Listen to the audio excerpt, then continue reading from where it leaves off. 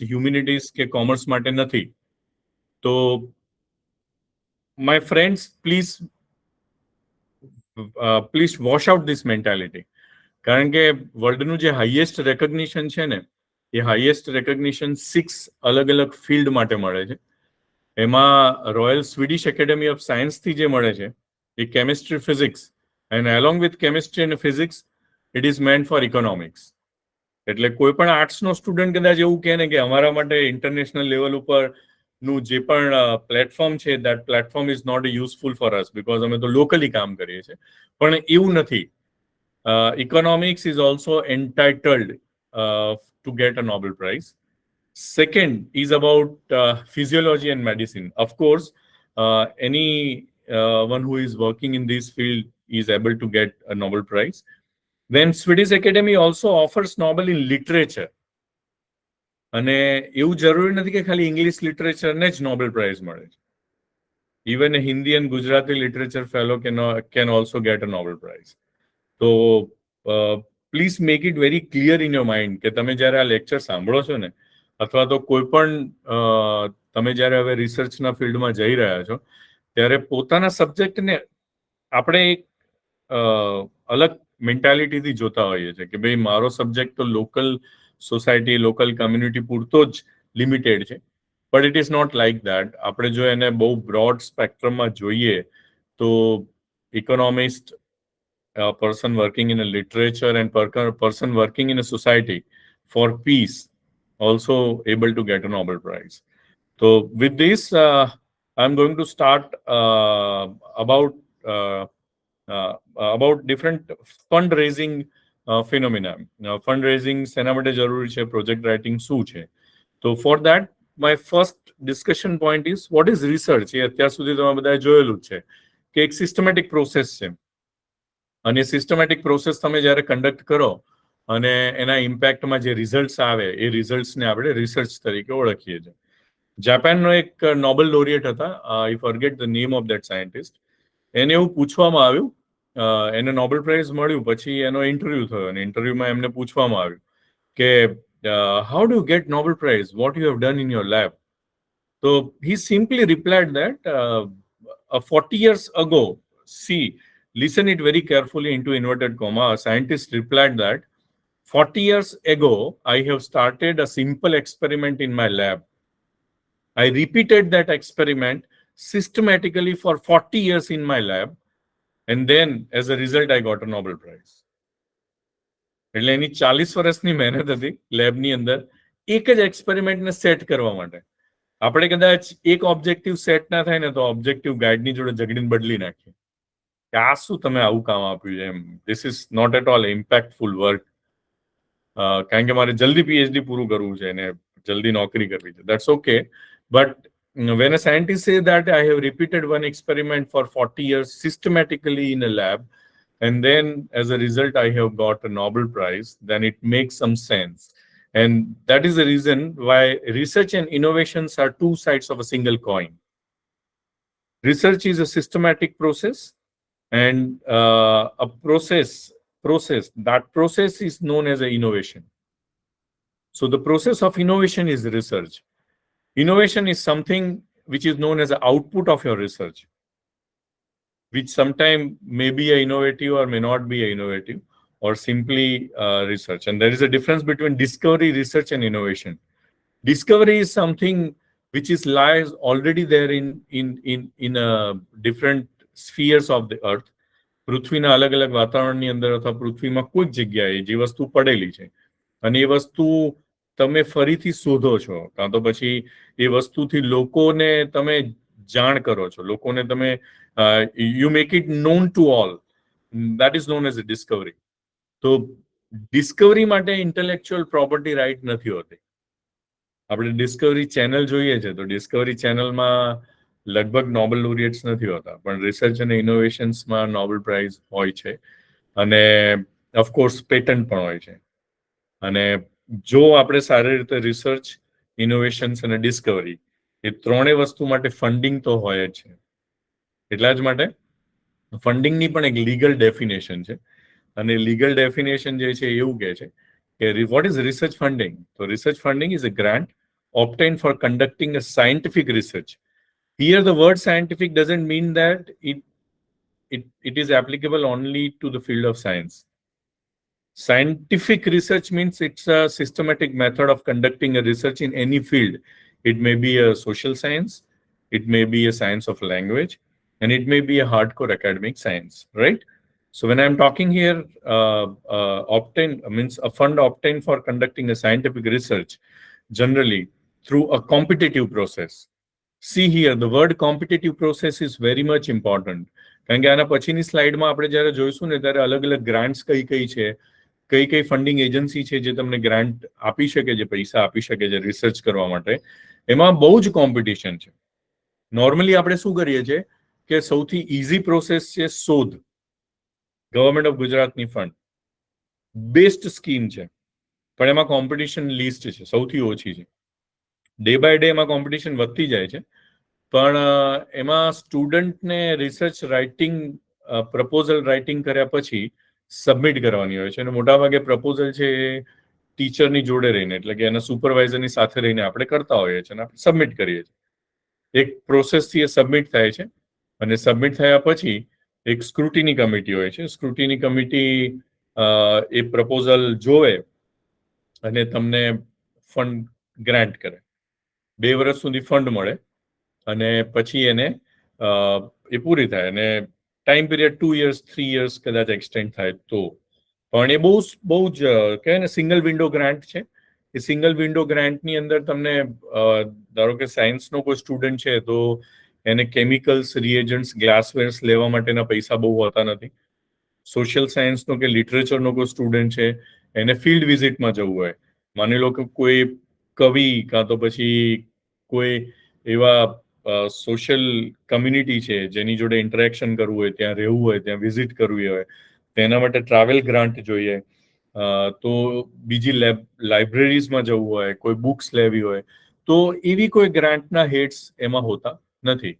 એટલે આનું એક મહત્વ એટલા માટે છે કે તમે પેરેલલ બીજા ફંડિંગ માટે પણ અપ્લાય કરી શકો છો અને એ ફંડિંગ જો તમને મળે તો તમે વધારે સારી રીતે રિસર્ચ કરી શકો છો.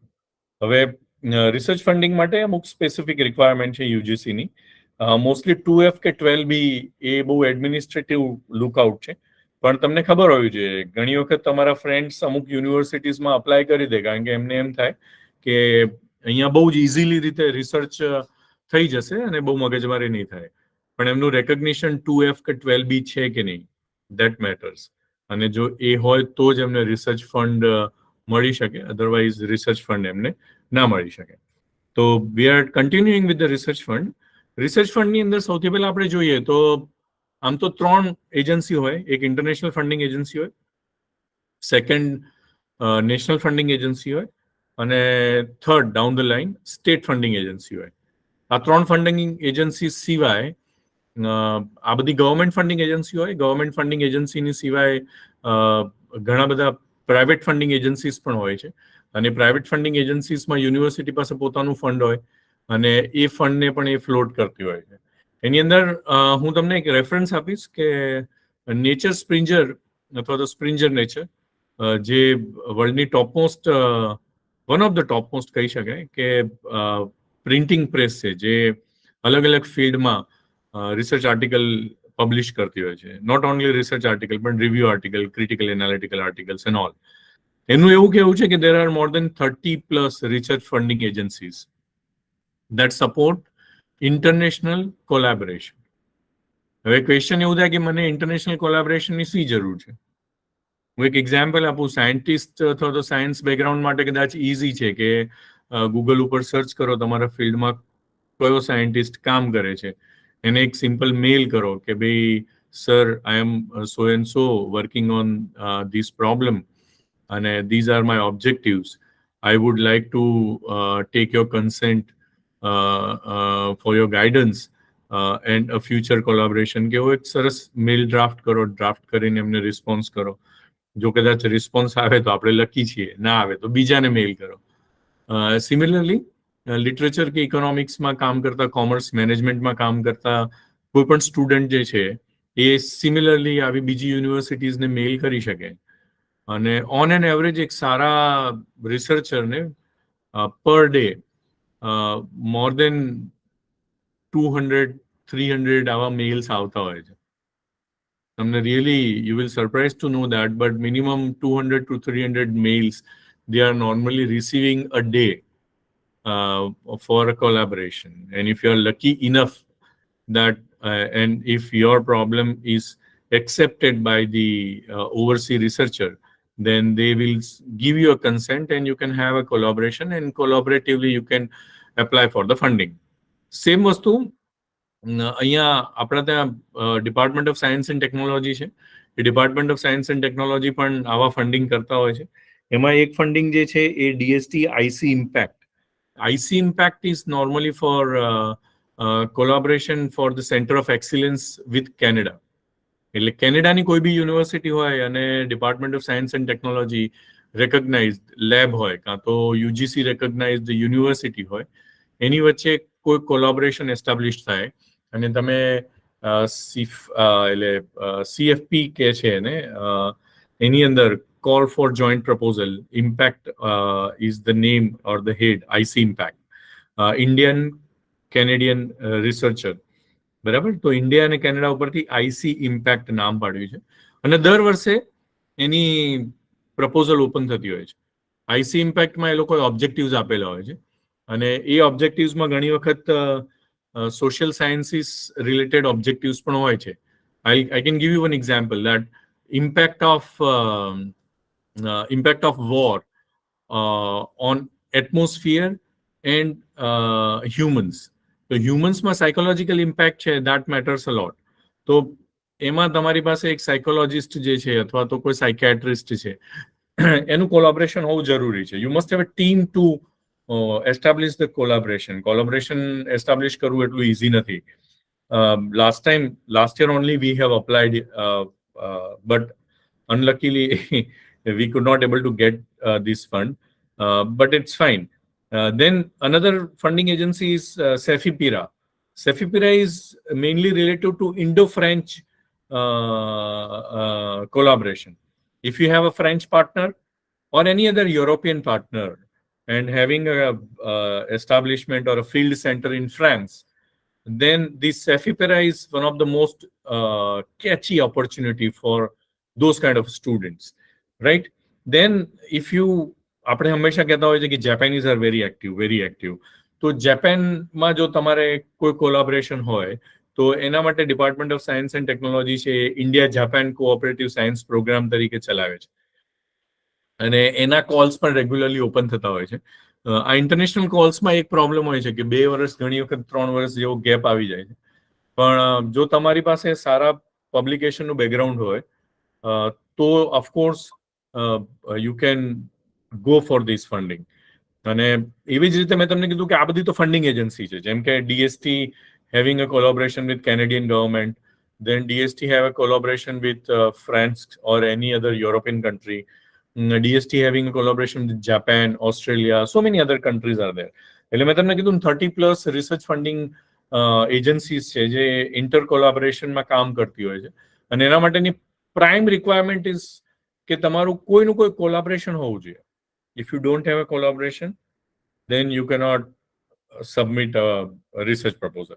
એની અંદર એવું હોય છે કે ધારો કે એ 5 કરોડનું ફંડિંગ આપતા હોય, કાં તો માની લો એક્ઝામ્પલમાં 1 કરોડનું ફંડિંગ છે, તો એ 1 કરોડના ફંડિંગમાં 50 લાખ રૂપીસ ઇન્ડિયન પાર્ટનરના હશે અને 50 લાખ રૂપીસ જે છે ફોરેન પાર્ટનરના હશે. ફોરેન પાર્ટનર અને ઇન્ડિયન પાર્ટનરના ઓબ્જેક્ટિવ્સ જે છે એ ઓબ્જેક્ટિવ શેર્ડ ઓબ્જેક્ટિવ હોવા જોઈએ. સે ફોર એન એક્ઝામ્પલ, હું એક water removal waste water treatment technology ઉપર કામ કરું. એ વેસ્ટ વોટર ટ્રીટમેન્ટની ટેકનોલોજીમાં હું એક સ્પેસિફિક નેનો પાર્ટિકલ સિન્થેસાઇઝ કરું છું. એ નેનો પાર્ટિકલ ને સ્પેસિફિકલી સિન્થેસાઇઝ કરવા માટે મારે ઇન્ડિયાના કોઈ સાયન્ટિસ્ટની હેલ્પ નથી મળતી અને મને કેનેડિયન પાર્ટનર જે છે એની એમાં માસ્ટરી છે અને એ મને હેલ્પ કરે છે અને અમે બંને જણા કેનેડામાં જે વેસ્ટ વોટર ટ્રીટમેન્ટનો પ્રોબ્લેમ છે તે અને ઇન્ડિયામાં છે એને અમે સોલ્વ કરશું. તો દેટ ઇઝ વન એક્ઝામ્પલ. એવી જ રીતે ગ્રીન એનર્જી છે. તો કચ્છની અંદર ગ્રીન એનર્જી માટે વિન્ડ, સોલાર, ટાઇડલ એનર્જી એ ઘણા બધા ઓપ્શન્સ છે. તો એવા બધા ફિલ્ડ એનાલિસિસના કોલોબરેશનમાં પણ રિસર્ચ ફંડિંગ થતું હોય છે. એક એવું જ ફંડિંગ છે કચ્છ માટેનું જે મેંગ્રુવ્સ રિલેટેડ સાઇટ છે. હવે મેંગ્રુવ્સ રિલેટેડ સાઇટની અંદર we have applied for funding along with Professor Nobuhito in Japanese university. તો જાપાનીઝ યુનિવર્સિટીમાં ક્યોટો યુનિવર્સિટી છે અને ક્યોટો યુનિવર્સિટી હવે સ્પેસિફિક ફંડ ફોર ધીસ, અને એ લોકોએ અમને આના માટે ફંડ આપવા માટે અમારું કોલોબરેશન થયું હતું. પણ ઓફકોર્સ એફસીઆરએ રેગ્યુલેશન્સ છે, જો કોઈ નોટ કરતું હોય તો કરી રાખજો. એફસીઆરએ, ફોરેન કરન્સી રેગ્યુલેશન એક્ટ, કોઈ પણ ઇન્ટરનેશનલ ફંડિંગ જે છે એ એફસીઆરએ રેગ્યુલેશનથી જ રેગ્યુલેટ થશે, અને એટલા માટે તમારા યુનિવર્સિટીનો એડમિનિસ્ટ્રેટિવ રોલ પણ આમાં સૌથી વધારે હોય છે. તો this is all about international funding. National ફંડિંગ્સની અંદર સૌથી પહેલા I would like to talk about social sciences. Social સાયન્સીસમાં Indian council of social science research, Indian council of social science research, that is ICSSR. તો ICSSRની website જો તમે visit કરો તો ICSSRની વેબસાઇટ પર તમને અલગ અલગ ફંડિંગ ઓપોર્ચ્યુનિટીઝ મળી રહેશે. અને એ ICSSR ખાલી રિસર્ચ પ્રોજેક્ટ્સ જ આપે છે એવું નથી, પણ એ લોકો ફેલોશિપ્સ પણ આપે છે, ઇન્ટરનેશનલ કોલેબોરેશનને એન્કરેજ પણ કરે છે. કેપેસિટી બિલ્ડિંગ, ધારો કે તમારે કોઈ વર્કશોપ ઓર્ગેનાઇઝ કરવો છે તો એ વર્કશોપ ઓર્ગેનાઇઝ કરવા માટે પણ ફંડ આપે છે. કોઈ સ્પેસિફિક સર્વે કરવો હોય, કોઈ એરિયા ઉપર તમારો સર્વેનો રિસર્ચ છે કે ભાઈ વેસ્ટર્ન કચ્છની અંદર ડેવલપમેન્ટ આફ્ટર અર્થક્વેક, તો વેસ્ટર્ન કચ્છ તમારે આખું ફરવું હોય અને સર્વે કરવો હોય તો સિસ્ટમેટિક ક્વેશ્ચનર હોય તમારી પાસે અને સર્વેના વ્યવસ્થિત ટૂલ હોય તો ICSSR can fund you. In addition to that publications માટે પણ ફંડ કરે છે. Of course, for science and technology, Department of Science and Technology, Government of India is one of the giant funding agency. DST ની સાથે સાથે SERB છે, Scientific and Engineering Research Board, then Department of Biotechnology, ISRO, DRDO, એ બધી ઘણી બધી agencies છે. તમે એની website જોશો એટલે you will gate an idea. Women's માટે સ્પેસિફિક ગ્રાન્ટ છે, because she sustainable development goal તમે જુઓ તો તે, ક્યાં તો પછી મિલેનિયમ ડેવલપમેન્ટ ગોલ જુઓ તો MDG કાં તો SDG, કોઈ પણ ગોલ્સ તમે જુઓ તો એની અંદર empowering women is one objective. અને એના માટે ગવર્મેન્ટ ઓફ ઇન્ડિયાની એક કિરણ KIRN એ સાયન્સ એન્ડ ટેકનોલોજીના ડિવિઝનની અંદર જ આવે છે. યુજીસીમાં પણ એ સ્કીમ્સ છે, એમાં વુમેન્સ, ખાલી વુમેન્સ જ એપ્લાય કરી શકે એવી સ્કીમ્સ છે. અને વુમેન્સ જ જ્યારે એપ્લાય કરી શકે ત્યારે કોમ્પિટિશન ઓછી થઈ જાય છે અને વુમેન એન્કરેજમેન્ટ માટે હોય છે. એટલે કદાચ જો તમારા પ્રપોઝલમાં કંઈક લેકિંગ હોય તો એ પ્રપોઝલને ઇમ્પ્રૂવ કરી રીસબમિટ કરીને they can give you a chance. તો વુમેન્સ માટે વુમેન સાયન્ટિસ્ટ DST ઓફર કરે છે, યુજીસી પણ વુમેન સાયન્ટિસ્ટ ઓફર કરે છે. સોશિયલ સાયન્ટિસ્ટ તરીકે યુજીસીમાં પણ સ્કીમ છે અને વુમેન્સને સ્પેશિયલી એમાં એન્કરેજ કરવામાં આવે છે કે you do research, not only research but do a good research, be a good researcher, right? તો એ ગુડ રિસર્ચર તમે બનીને you can attract lot of funds. Similarly 12th પછી અને માસ્ટર્સ પછી સાયન્સ માટે ઇન્સ્પાયર કરીને ગ્રાન્ટ છે. એ ઇન્સ્પાયર ગ્રાન્ટમાં તમને ઇન્સ્પાયર ફેલોશિપ મળે છે અને ઇન્સ્પાયર ફેલોશિપ જે છે એ તમને 5 વર્ષ માટે PhD કરવા મળે છે. ઇનિશિયલી ઇન્સ્પાયર ફેલોશિપમાં છેલ્લું 1 વર્ષ ફોરેન કોલોબરેશનમાં ફોરેન ટ્રાવેલ ગ્રાન્ટ પણ હતી, જે હવે નથી અનફોર્ચ્યુનેટલી. પણ inspire is also one of the very good national funding agency grant. એના પછી એક USIEF કરીને છે, એને નોર્મલી ફૂલ બ્રાઇટ નહેરુ અવોર્ડ ફેલોશિપ કહેવાય છે. જે તે સમયે 1946-47ની અંદર આ ફેલોશિપ ઇન્ટ્રોડ્યુસ થઈ હતી. એની અંદર United state Indian educational foundation છે, એ ફૂલ બ્રાઇટ રિસર્ચ ફેલોશિપ આપે છે. ફૂલ બ્રાઇટ રિસર્ચ ફેલોશિપની અંદર નોટ ઓનલી સ્ટુડન્ટ પણ એકેડેમિશિયન્સ જે છે ને, જેમ કે અમારા જેવા ટીચર્સ છે, પ્રોફેસર્સ છે યુનિવર્સિટીમાં, તો અમને પણ ફંડ મળે છે. જો કોઈ સારો કોલેબોરેટર હોય ફોરેનમાં અને ત્યાં કામ કરવાની ઓપોર્ચ્યુનિટી મળે તો. એટલે ફૂલ બ્રાઇટ રિસર્ચ ફેલોશિપમાં પણ યુ કેન એપ્લાય, અને એની ફેલોશિપ જે છે માત્ર ને માત્ર ઇન્ડિયન સિટીઝન્સ માટે જ છે. એટલે if you are Indian citizen, you are eligible to apply under this grant. તો આ બધી નેશનલ ફંડિંગ થઈ. એ નેશનલ ફંડિંગ એજન્સીમાં ગવર્મેન્ટ એજન્સી આપણે ડિસ્કસ કરી, એ સિવાય બીજી અમુક ટોપ ઇન્ટરનેશનલ ફેલોશિપ્સ છે. એમાં વર્લ્ડ ઇકોનોમિક ફોરમ છે, ગ્લોબલ લીડરશિપ ફેલોશિપ પ્રોગ્રામ્સ છે. આપણે ઘણા બધા યુટ્યુબ્સ પર વિડીયો જોઈએ છે, એમાં TED ફેલોશિપ પ્રોગ્રામ્સ છે. પછી German chancellor fellowship for tomorrow's leadership. ઘણા બધા પોલિટિકલ સાયન્સમાં કામ કરતા હોય, સોશિયલ સાયન્સમાં કામ કરતા હોય, એ લાઈક સ્કાય ઇઝ લિમિટ એમ. વોટર એડવાન્સ રિસર્ચ છે, હ્યુમન સ્ટડીઝ ફેલોશિપ છે, ગ્લોબલ ચેલેન્જીસ છે, વોકલ ફેલોશિપ પ્રોગ્રામ્સ છે. એટલે તમારી ફિલ્ડની અંદર, દરેક ફિલ્ડની અંદર ફેલોશિપ પ્રોગ્રામ્સ અવેલેબલ છે. ખાલી પ્રોબ્લેમ એ છે કે તમારે આ ટ્રેન્ડ પકડવાનો છે. મેજોરિટી ઓફ ધ સ્ટુડન્ટ્સ શું કરે છે કે એ બધા ફેસબુક, વોટ્સએપ, ઇન્સ્ટાગ્રામના ટ્રેન્ડ પકડે છે અને રિસર્ચનો ટ્રેન્ડ છોડી દે છે. પણ when you have decided to jump in to the ocean of a research, then I advise you all guys કે please catch a trend of a research અને એમાં try to get a good fellowship. અને જો તમને કોઈ એક સારી fellowship મળી જાય તો it's an honour to you. એક અહીંયા મારો એક સ્ટુડન્ટ હતો, એને કુશમેન ફેલોશિપ મળી હતી.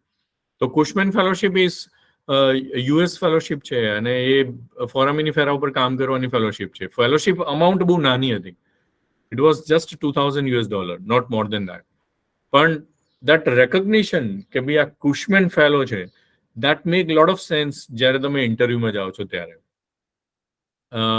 ઇન્ડિયન ફેલોશિપ પ્રોગ્રામ્સ બહુ બધા છે. યંગ ઇન્ડિયન ફેલોશિપ, ને Mahatma Gandhi, SBI, Tata innovation fellowship. Tata innovation ફેલોશિપમાં પણ અમારી ટીમ, ટાટા ઇનોવેસ્ટા કરીને એક પ્રોગ્રામ છે. ઓફકોર્સ એ તમારું ટાટા કંપનીની કોઈ પણ સિસ્ટર કન્સર્ન, એ પછી વોલ્ટાસ હોય, બ્લુ સ્ટાર હોય, ટાઇટન હોય, કે ટાટાની કોઈ પણ કંપની. ટાટાની પાસે મોર દેન 120 કંપનીઝ છે. એ બધી કંપનીમાંથી કોઈ પણ એક કંપની સાથે જો તમારું કોલેબોરેશન હોય તો Tata Innovista, you must visit the website. એમાં સસ્ટેનેબિલિટી ઉપર પણ ઘણા બધા સારા પ્રોજેક્ટ્સ છે. તો ટાટા ઇનોવેસ્ટા, આ બધી કંપનીઓની વચ્ચે એક કોમ્પિટિશન થાય છે અને competition world wide recognise competition છે. એમાં જેમ કે જેગવાર છે, તો એ બ્રિટનની બ્રાન્ડ છે, ભલે ટાટાની છે. તો જેગવારમાંથી પણ કોઈ તમારો પાર્ટિસિપન્ટ હોય જે તમને કોમ્પિટ કરતો હોય, તો યુ ફીલ ગુડ કે ભાઈ ચલો આવી કંપનીઓ સાથે પણ આપણે કામ કરીને you can get a good fellowship, right? Ramanujan fellowship for mathematician, basic scientific research fellowship, CSIR, આપણે બધા JRF નેટ તો ખબર જ છે, JC Bose fellowship, young Indian fellowship, Jawaharlal Nehru memorial fellowship, PM prime minister fellowship પણ એક બહુ મોટી સારી ફેલોશિપ છે. ઓફકોર્સ CM ફેલોશિપ પણ હવે તો મળે છે. ટીચ ફોર ઇન્ડિયામાં પણ ઘણા બધા ટીચિંગ સાથે રિલેટેડ જે પણ સ્ટુડન્ટ છે એ લોકો ફેલોશિપ માટે એપ્લાય કરી શકે. સ્ટેટ ફેલોશિપમાં આપણને ખબર જ છે, KCG, શોધ મળીને આપણે સુખી થઈ જઈએ છીએ, પણ જનરલી સુખી ન થવું જોઈએ. એ 2 વર્ષ માટે જ હોય છે. 2 વર્ષમાં તમે તમારું પ્લેટફોર્મ એવું તૈયાર કરો કે you can apply for senior SRF, RA, કાં તો બીજી સારી ફેલોશિપ માટે. Gujarat science and technology, GSBTM, department of social science, forest department, of course. આ બધા જ માટે તમારે એક સિસ્ટમ જે છે ને એનાથી થોડુંક અવેર થવું પડશે. અત્યારે હવે પેલું પ્રોજેક્ટ શાંતિથી લખીને જે પ્રમાણે તમે શોધમાં મોકલો છો એવી રીતે નથી. એના માટે ઇલેક્ટ્રોલ પ્રોજેક્ટ મેનેજમેન્ટ સિસ્ટમ છે. ઇલેક્ટ્રોલ પ્રોજેક્ટ મેનેજમેન્ટ સિસ્ટમમાં તમારે ઓનલાઈન પ્રોજેક્ટ સબમિટ કરવાનો હોય અને ઓનલાઈન પ્રોજેક્ટ સબમિશન માટે તમારે રજિસ્ટ્રેશન કરાવવાનું થાય. એની આ વેબસાઇટ છે અને I share an information if you need, or you can contact me. I am in the Department of Earth and Environmental Science. અને how to write a proposal અને એમાં કેવી રીતે મૂકી શકાય. રિસર્ચ પ્રપોઝલ ફોર્મેટ હોય છે. હવે આ ફોર્મેટમાં કી પોઈન્ટ્સ એ હોય છે કે તમારે એક ટાઇટલ ઓફ પ્રોજેક્ટ જે તમે થીસિસ પીએચડી માટે તમે જે પ્રોજેક્ટનું ટાઇટલ બનાવો છો તે, પણ જો એટલું સિમ્પલ અને જનરલ ટાઇટલ હશે ને તો you are not going to get a fellowship. એ ઓબ્જેક્ટિવ ઓરિએન્ટેડ ટાઇટલ હોવું જોઈએ. પછી તમારે એબ્સ્ટ્રેક્ટ લખવાનું. એ એબ્સ્ટ્રેક્ટ માટે બધામાં વર્ડ લિમિટ આપેલી હશે. કોઈ પણ પાર્ટ જે છે ને વર્ડ લિમિટ વગર રિસર્ચ ફોર્મેટમાં હશે જ નહીં. એટલે એબ્સ્ટ્રેક્ટ એપ્રોક્સિમેટલી 200 વર્ડની અંદર હોય, કાં તો પછી 15 લાઈન એટલે 15 લાઇન્સ જ. If it go beyond 15 lines, then your chances of getting fund is reduced. So it is inversely proportional, right? If you match with this, then you will have a higher chance. If you cross the limit, you will have a lower chance of getting fellowship. Introduction, of course, about your subject. An introduction is not for introducing the subject, because experts are known to subject. એક્સપર્ટને સબ્જેક્ટની ખબર જ હોય છે, તમે કંઈ નવું તીર નથી મારવાના. આપણે ઇન્ટ્રોડક્શન જે છે ને એ તમે જે રિસર્ચ ગેપ ફાઇન્ડ કર્યો છે ને એને ઇન્ટ્રોડ્યુસ કરવા માટે છે. માઇન્ડ વેલ.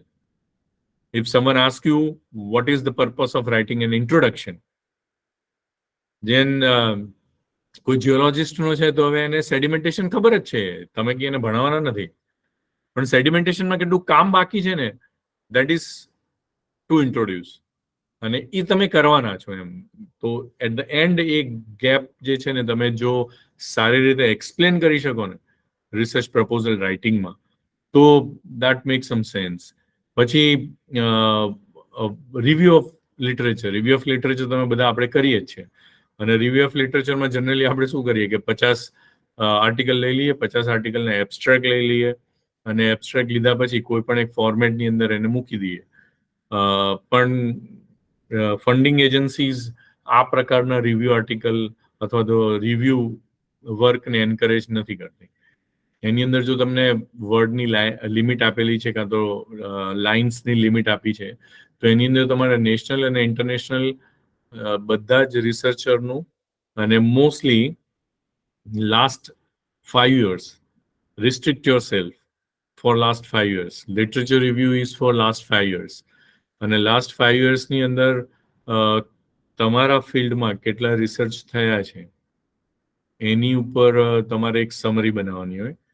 અને ઓફકોર્સ જે અમુક બેઝિક રિસર્ચ હોય એ ભલે 1917 ના હોય કે ભાઈ 17th સેન્ચુરી ના હોય, એ ઇનિશિએટ થયેલું કામ હોય. જેમ કે બિસ્ફિનોલ એ છે, ધારો કે પ્લાસ્ટિસાઇઝર છે, તો પ્લાસ્ટિસાઇઝર પ્લાસ્ટિકનું ઇન્વેન્શન ભલે 19th સેન્ચુરીમાં થયું, તો એને તમે કોટ કરીને you can come to last 5 years or restrict yourself for last 5 years researchers to write literature review, right? Then of course you have identified the gap, so explain in detail about your research gap.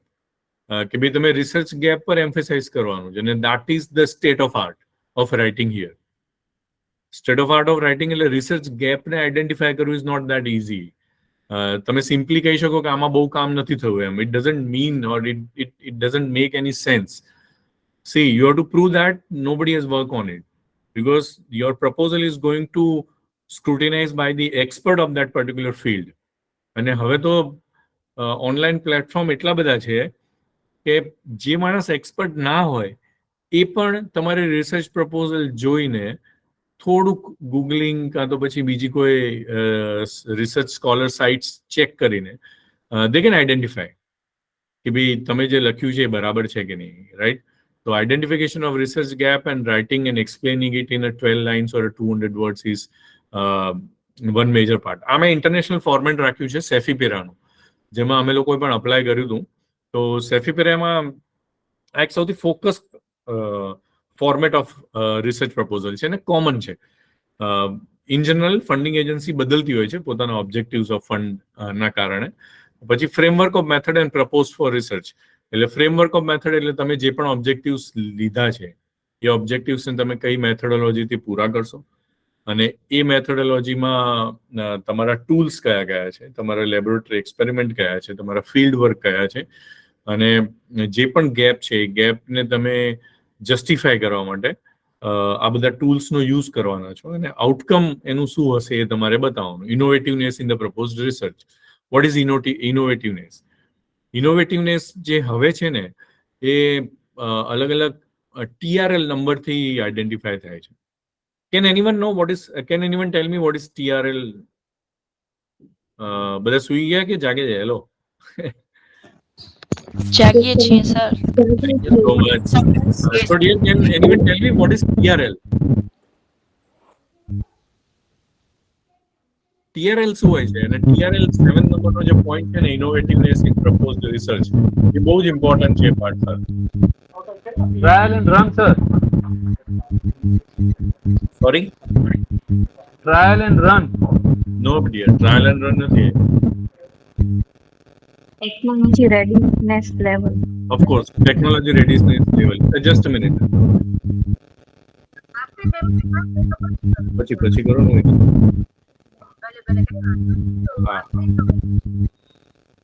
Technology readiness level. Technology readiness level એટલે જે પણ કંઈ કામ અત્યાર સુધી કર્યું છે ઇન્ડિયામાં કે ફોરેનમાં કે કોઈ બી જગ્યાએ, એમાં એક અમુક લેવલ સુધી કામ થયેલું છે, અથવા તો તમારી લેબની અંદર જ તમારા ફિલ્ડમાં તમારા ગાઈડે કેટલા હદ સુધી અથવા તો કેટલી લેવલ સુધી કામ કર્યું છે, અને એ ટેકનોલોજીને તમે કેટલી ઉપર લઈ જશો જેથી એ કોમર્શિયલાઇઝ થઈ શકે કાં તો સોસાયટીના ફાયદામાં વપરાઈ શકે. તો એ જ્યારે TRL લેવલ તમે ડિફાઇન કરશો ને, એ TRL લેવલ ડિફાઇન થાય એ પ્રમાણે તમને ફંડિંગ એજન્સી ફંડ આપવા માટે ઓપોર્ચ્યુનિટી શોધતી હોય છે. TRL 1 જે છે બેઝિક સ્ક્રેચ લેવલનું છે. TRL 2, 3, 4 એમાં તમારો પ્રોટોટાઇપ તૈયાર થઈ ગયો છે. પ્રોટોટાઇપ તૈયાર પછી તમે કોમર્શિયલ લેવલ ઉપર એને લઈ જવાના છો. That is TRL 4, 5, it is up to 8. તો ISRO પછી American research society, European standards, એ બધામાં TRLની ડેફિનેશન થોડીક વેરી થાય છે, but more or less TRL જે છે સરખું જ હોય છે. એટલે innovativeness in the proposed research જ્યારે તમે વાત કરો છો એ વખતે you have to define the TRL level. પછી expected path breaking in the research, that should be linked with your 7th number criteria. તમે એમ ગપ્પા મારી દો કે ભાઈ હું ગપ્પા મારું કે ભાઈ ચલો it is already TRL 3 level સુધી તો અમારી લેબમાં કામ થઈ ગયું છે અને now I will bring this up to TRL 4 and 5. Then expected path breaking explanation કરવું પડે. પાથ બ્રેકિંગ એટલે શું? તો you have design one molecule અથવા તો you have identified one protein for the detection of particular disease.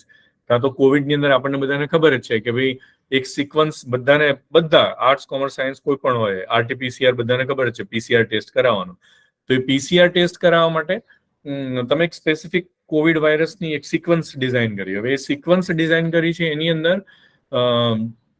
તમે IT ટૂલથી future એના જે બી શું કહેવાય ફ્યુચર ચેન્જીસ હશે અથવા તો અલ્ટરેશન ઇન સિક્વન્સ હશે, બરાબર, એ અલ્ટરેશન ઓફ સિક્વન્સીસ તમે પ્રિડિક્ટ કરો છો અને એ પ્રિડિક્શનમાં કયું પાથ બ્રેકિંગ હશે અને નેક્સ્ટ વાયરસ કયો હશે એનું પ્રિડિક્શન પણ IT ટૂલથી પોસિબલ છે. તો એ બધા પાથ બ્રેકિંગ તમને અહીંયા એક્સપ્લેન કરવાના રહેશે. પછી એક્સપેક્ટેડ આઉટકમ, ઓફકોર્સ, કે ભાઈ તમે પેપર લખશો, રિપોર્ટને કે એક્સપેક્ટેડ આઉટકમ તરીકે જનરલી નથી લેતા, એ તો એક કમ્પલસરી ઇવેન્ટ છે. પછી એમાંથી બુક હશે, કોઈ પોલિસી ડોક્યુમેન્ટ તૈયાર થશે, કોઈ એવો ડેટા સેટ તૈયાર થશે જે બેઝિક રિસર્ચને સપોર્ટ કરશે. પછી then after all about relevance of proposed study for society, એટલે તમે ટેકનોલોજી રેડીનેસ લેવલમાં બતાડ્યું જશે કે ભાઈ આ સોસાયટીમાં આ રીતે ઉપયોગ થઈ શકશે આનો અને આટલા લોકોને એનો બેનિફિટ થશે. અને અલ્ટિમેટલી તમારે બજેટ માંગવાનું છે, કારણ કે આપણું મેઇન ઇન્ટરેસ્ટ તો બજેટમાં જ છે. પણ બજેટ તમને ઉપરની 12 વસ્તુઓ બરાબર નહીં હોય તો 13મી વસ્તુનું ઇમ્પોર્ટન્સ નથી. એટલે all 13 items are very much important from 1st to 13. Budget bifurcation is normally into 3 parts. Research staff ની અંદર what exactly you want, JRF, RA or whatever. Mostly એવું જરૂરી નથી કે રિસર્ચર અથવા સુપરવાઇઝર જે છે ને એ જ રિસર્ચ પ્રપોઝલ લખે. I would like to prefer to have a bottom to top approach. Say for an example, પેલી જે social science research funding agency છે એની અંદર એક રિસર્ચ પ્રપોઝલની એડવર્ટાઇઝમેન્ટ આવી છે. તમારા સુપરવાઇઝર છે એ ઇન્ટરેસ્ટેડ નથી એમાં પ્રપોઝલ સબમિટ કરવાના, કારણ કે એ કોઈ એડમિન કામમાં બિઝી હોય ક્યાં તો કોઈ બીજા કામમાં રોકાયેલા હોય. પણ તમને લાગતું હોય કે એ તમારા રિસર્ચ સાથે રિલેવન્ટ છે અને you would like to submit proposal into that scheme, so you can write a proposal and your guide can submit on behalf of you, and once that proposal will go through and sanctioned, then you can work in that scheme or that research scheme as a JRF, SRF or a RA. So bottom to top approach જેટલો બી આમાં હશે એટલામાં you will get better benefit. કારણ કે એવું કહેવાશે કે ભાઈ you have worked as a fellow in project, so you know how to handle a project, right? પછી એમાં field work એક component હોય છે. The third component is equipment and study material. Equipment and study material ની અંદર science માટે lot of equipments are there. Study material માં you may have a reagent, chemicals, books, literatures, some subscription of few journals, licensing of particular software, and so many things are there, right? So એને તમને justify કરવું પડે. મેં એક example આપ્યું છે એક પ્રપોઝલના ફોર્મેટનું. એમાં તમારી પાસે આવું એક ટાઇટલ હોવું જોઈએ. આ નેચરલ ફાર્મિંગ ઉપર છે એટલે મેં એટલા માટે આ એક્ઝામ્પલ આપવાનો ટ્રાય કર્યો છે કે it's not of a pure science field, right? It is in collaboration with specific maybe NGO, corporates, and farmers also, right? Social scientists also. તો ત્યાં તમારે એક વ્યવસ્થિત ટાઇટલ હોવું જોઈએ. નેચરલ ફાર્મિંગ એક્ટિવિટીને જે પ્રમોટ કરતા હોય એવા લોકોને તમે સાથે જોડી શકો. સ્પેસિફિક ઓબ્જેક્ટિવ્સ છે, એ ઓબ્જેક્ટિવ્સની સાથે એની બ્રીફ એક્ટિવિટી પણ તમે બતાવી રહ્યા છો કે what exactly you are going to do. પછી key activities of your institute, તમારી ઇન્સ્ટિટ્યૂટ શું કરી રહ્યા છે, તો જ you can write properly about the breakthrough or path breaking by you in this proposal. કારણ કે આટલી વસ્તુ થયેલી છે અને એની આગળની તમે કરવા જઈ રહ્યા છો. આ રીતે કોલોબરેશન પણ હોઈ શકે. We have a collaboration with કાઝરી and all. You can write down the sampling schedule. તમે કેટલા પ્રપોઝ કર્યા છે, કેટલા ટોટલ સેમ્પલ થશે, દરેક સેમ્પલને તમે કેવી રીતે એનાલાઇઝ કરશો, એમાં કેટલા ફિલ્ડ ટ્રાયલ લેશો, કેટલા વર્કશોપ કરશો, that is all.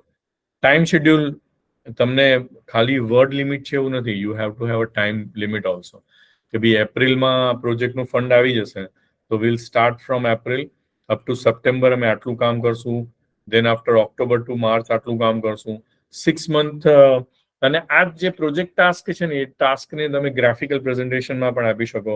You can present in any way. Like presentation is not that important, conceptualization is more important. તો તમે જો એને સારી રીતે કન્સેપ્ચ્યુઅલાઇઝ કરશો ને તો it makes more sense than anything else. Then of course anticipated outcome કે ભાઈ તમે કંઈક સારું બતાવવું પડશે અને સારા બતાવવા માટે તમે ખાલી સારું સારું લખશો એ તો ઇમ્પોર્ટન્ટ છે જ, પણ એની સાથે સાથે એને જસ્ટિફાય કેવી રીતે કરશો એ બી ઇમ્પોર્ટન્ટ છે. પછી બજેટ સમરી પણ તમને દરેક વસ્તુ જસ્ટિફાય કરવી પડશે. કારણ કે જેમ કે ઇક્વિપમેન્ટ તો 5 લાખ રૂપીસ, તેનું જસ્ટિફિકેશન આપવું પડશે કે કયું ઇક્વિપમેન્ટ લેવું છે અને શેના માટે લેવું છે. મેન પાવર તો એનો monthly salary multiply by 12 months, multiply by number of years that you are proposing. પછી consumables. Overhead charge is normally known as an institutional charge. અને ઇન્સ્ટિટ્યુશનલ ચાર્જમાં કચ્છ યુનિવર્સિટીના રેગ્યુલેશન પ્રમાણે લેબોરેટરી મેન્ટેનન્સ માટે ઓવરહેડ ચાર્જીસમાંથી 60% ચાર્જીસ લેબોરેટરી મેન્ટેનન્સ માટે વપરાય છે અને 40% જે છે જે યુનિવર્સિટીમાં જાય છે. Because we are using the infrastructure of the university, we are using the goodwill of the university, and we are doing a lot of things for university, right? So overhead charges એના માટે હોય છે. અને પછી તમારા કોપીઆઈ પીઆઈના budget bifurcation, અને એ budget bifurcation પછી કેટલા પૈસા તમારા કોપીઆઈને મળશે ને કેટલા પૈસા તમને મળશે. તમને મીન્સ તમારા પ્રિન્સિપલ ઇન્વેસ્ટિગેટરને, અથવા તો યુ કેન બી ઓલ્સો કો principal investigator and someone else can become a principal investigator. So that is a mutual understanding between your supervisor and other supervisor, right? So this is what about research project writing. And fund writing is very important. So if someone have a questions, આપણે quick question answer session લઈ લઈએ 5 minute માટે, પછી આપણે intellectual property right discuss કરશું, IPR.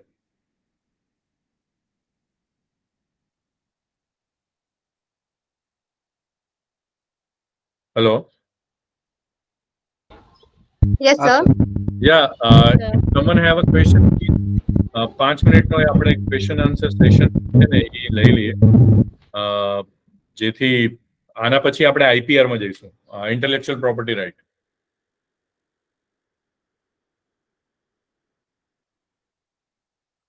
आई think बताए can suit you માટે તો रिपीट અપ્લાય व्हाट કરી इज લેજો. सर को पीआई क्या है वो बताएंगे? को प्रिंसिपल इन्वेस्टिगेटर इज लाइक કોઈ બીજા સુપરવાઇઝર અથવા તો કોઈ બીજી લેબ, જેમ કે તમે કઈ ફિલ્ડના છો દીપાલી? कॉमर्स. કોમર્સ ને? તો દીપાલી, ઇન કોમર્સ તમે કયા ફિલ્ડમાં રિસર્ચ માટે પીએચડી કરવાના છો? A study on financial performance of selected automobile companies in India. Of course automobile company, right? Automobile company in India. તો હવે તમારા જે સુપરવાઇઝર છે, પીએચડી ના સુપરવાઇઝર, એમનું કદાચ ડીઝલ ઓટોમોબાઈલ કંપનીઝમાં માસ્ટરી હશે, એમણે ઘણું બધું કામ કર્યું હોય, પણ ઇલેક્ટ્રોનિક વ્હીકલ્સ નવી વસ્તુ છે, અને કદાચ કોઈ બીજી જગ્યાએ, બીજા યુનિવર્સિટીમાં, બીજા ડિપાર્ટમેન્ટની અંદર એ લોકોએ ઇલેક્ટ્રિકલ વ્હીકલ્સ ઉપર વધારે કામ કરેલું હોય. હવે તમે બંને કોલોબરેશન કરો, તમારા સુપરવાઇઝર અને પેલા સુપરવાઇઝર, તો ડીઝલ અને પેટ્રોલથી ચાલતા વ્હીકલ્સ, સીએનજી થી ચાલતા વ્હીકલ્સ અને ઇલેક્ટ્રિકલ વ્હીકલ્સ, એનું માર્કેટ કેવું છે, એના પાછળ ફાઇનાન્શિયલ મોબિલિટી કેવી રીતની છે, અને એનો એન્વાયરમેન્ટમાં શું બેનિફિટ છે, તો એક એન્વાયરમેન્ટલિસ્ટને તમે જોડે રાખ્યો હોય, તો એ જે કોલોબરેશન થયું ને, એમાંથી જે મેઇન એપ્લિકન્ટ હશે ને, એ પ્રિન્સિપલ ઇન્વેસ્ટિગેટર હશે, અને બાકીના જે એપ્લિકન્ટ હશે, જે એસોસિએટ એપ્લિકન્ટ હશે, એ કો પ્રિન્સિપલ ઇન્વેસ્ટિગેટર્સ હશે. Is it clear? Okay, sir. Thank you. Yes, sir. Thank you. Welcome.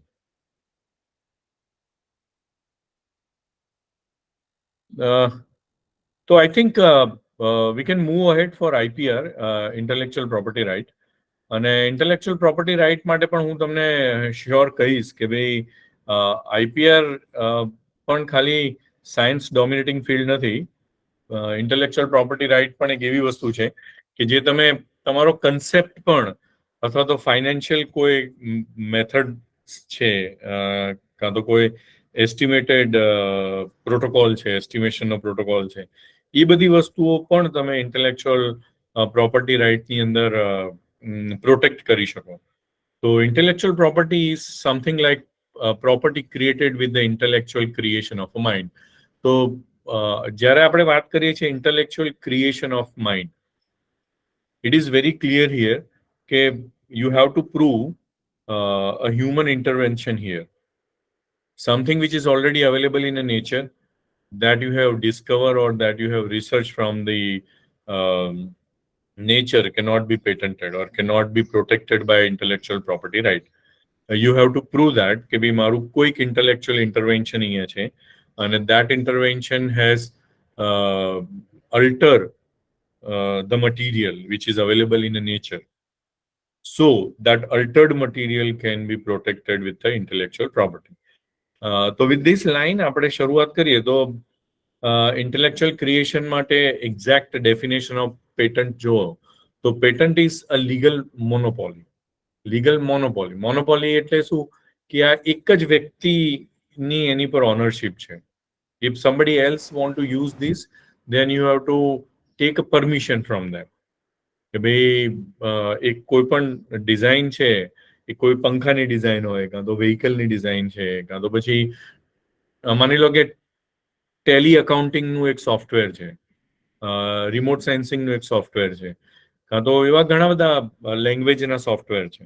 તો એ લેંગ્વેજના જે બી સોફ્ટવેર છે એની અંદર તમે ટ્રાન્સલેશન માટેના સોફ્ટવેર છે, એ બધા સોફ્ટવેર્સ છે ને એ લાઇસન્સ્ડ સોફ્ટવેર્સ છે. એની એક લીગલ મોનોપોલી છે.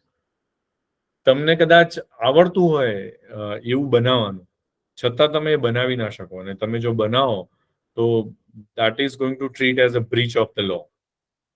એટલે લીગલ મોનોપોલી જે છે, that legal monopoly is granted to the owner of a new invention. Owner of a new invention એટલે applicant of a patent.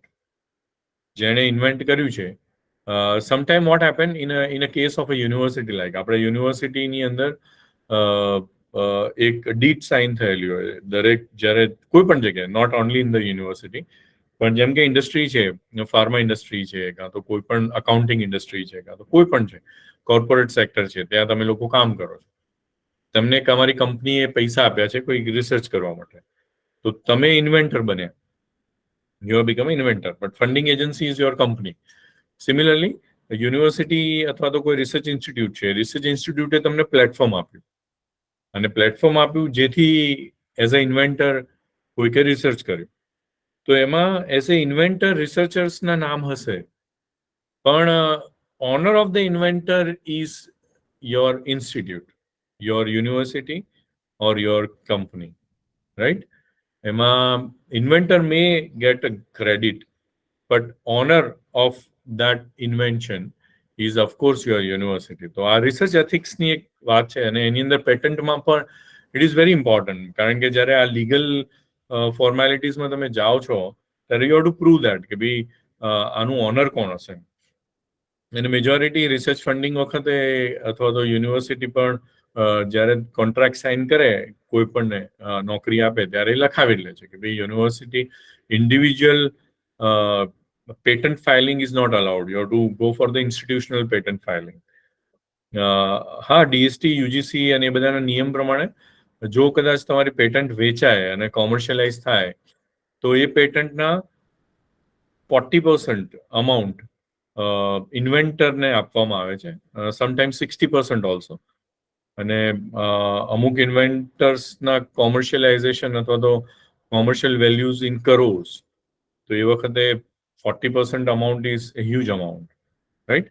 તો ઇન્વેન્ટરને પણ એનો બેનિફિટ થાય જ છે, ઓફકોર્સ.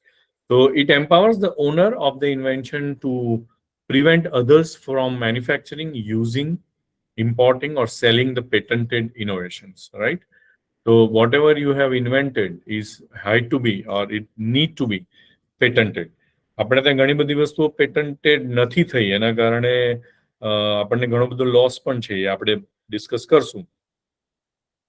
આ ફ્લો ચાર્ટની અંદર બહુ ક્લિયર છે કે ઇન્ટેલેક્ચ્યુઅલ પ્રોપર્ટી જે છે એ બે પ્રકારની હોય છે.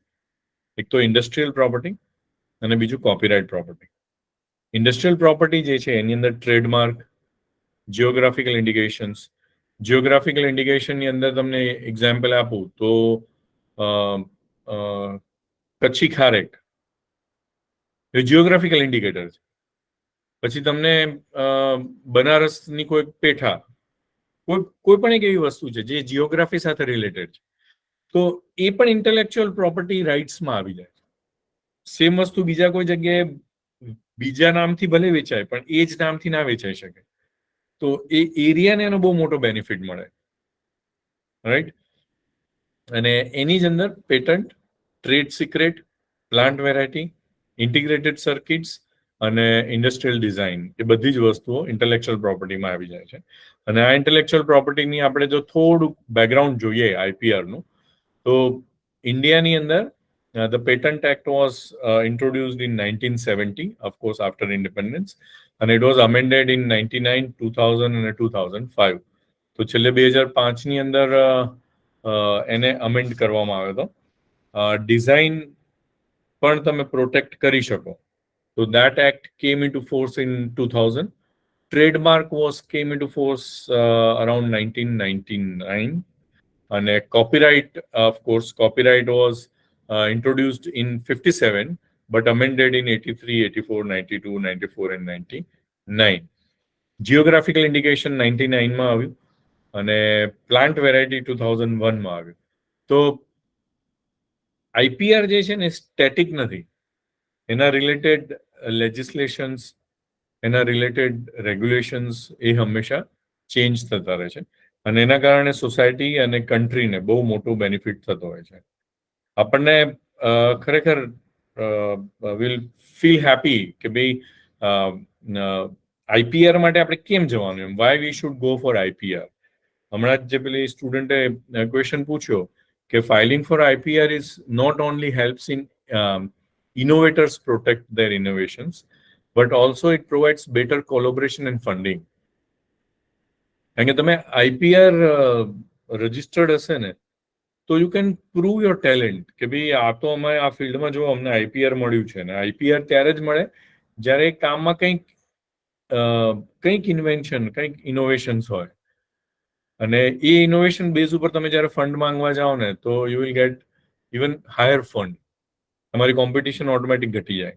ચલો ફંડ માટે અપ્લાય ના કરવું હોય અને તમારે કોઈ ફોરેન કોલોબરેશન પર કામ કરવું હોય તો ફોરેન કોલોબરેશનમાં પણ IPR helps you a lot.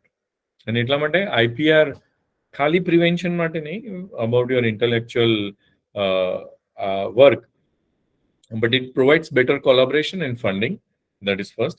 Second, also with increased focus innovation, research and cross-border collaboration also interest and safeguard. હું એક તમને બીજા નિયમની વાત કરીશ આના પછી કે ઇન્ડિયાની અંદર ઇન્ડિયન્સ જેટલા પેટન્ટ ફાઇલ કરે છે ને એના કરતા વધારે ફોરેનર્સ પેટન્ટ ફાઇલ કરે છે. તમને ખરેખર નવી લાગશે આ સ્ટેટમેન્ટથી, પણ આપણે થોડુંક એના ડેટા જોઈશું. તો જ્યારે ફોરેનર્સને અહીંયા પેટન્ટ ફાઇલ કરવી હોય છે ને ત્યારે ઇન્ડિયન એક પ્લેટફોર્મ જોઈએ અને એ પ્લેટફોર્મમાં જો તમે પ્રૂવ કરી શકો કે ભાઈ મેં અહીંયા કંઈક કામ કરેલું છે આ લાઈનમાં તો of course you will get a benefit of it. બરાબર. અને ડિમાન્ડ જે છે આઈપી એ ડેવલપિંગ કન્ટ્રીઝ ને ડેવલપ કન્ટ્રીઝ માટે અને જે આપણો ગોલ છે by 2047 we will be a developed nation. તો જેટલું આપણું ઇન્ટેલેક્ચ્યુઅલ પ્રોપર્ટી પ્રોટેક્ટેડ હશે એટલું આપણે વધારે ગ્રો કરીશું. હવે તમારા જેવા યંગ રિસર્ચર્સ છે, યંગ રિસર્ચર્સને આઈપીઆર ની કેમ જરૂર પડે અને એ લોકોને શા માટે સેન્સિટાઇઝ કરવા પડે? તો સી તમારું એકવાર પીએચડી ચાલુ થઈ ગયું, આ લેક્ચર તમે સાંભળી લીધું એટલે આપણે કચ્છીમાં કહીએ ને કે હૈયો બધું પૂરું થઈ ગયું એમ. It should not be like that. You must be attending a regular training program, awareness program on workshop related to IPR. You must understand the benefits registered for IPR. You increase your global research collaboration. કારણ કે તો તમને કંઈક કરવાની ઈચ્છા થશે. બાકી જો આપણે શાંતિથી સવારે ચા પીને ઘરમાં ટાઈમ પાસ કરીને આઈપીએલ જોવાની હોય તો ફોર ધેમ આ જરાય જરૂરી નથી એમ. પણ જો તમને લાઈફમાં ખરેખર કંઈક કરવું હોય, ઓવરસીઝ કોલોબરેશન એસ્ટાબ્લિશ કરવા હોય અને I really tell you overseas collaboration એટલા ઇઝી નથી. તમારી પાસે પબ્લિકેશન ઓવરસીઝ થઈ શકે, કોઈ સારો પાર્ટનર મળી જાય, પણ કોઈ તમારા માટે ફંડ કરશે ઓવરસીઝમાં એ બહુ જ અઘરું છે. એટલે think beyond the boundaries, right? You can attract more funds, a better opportunity to visit abroad. તમે અલગ અલગ ફેલોશિપમાં બહાર ફોરેનમાં જઈ શકો છો.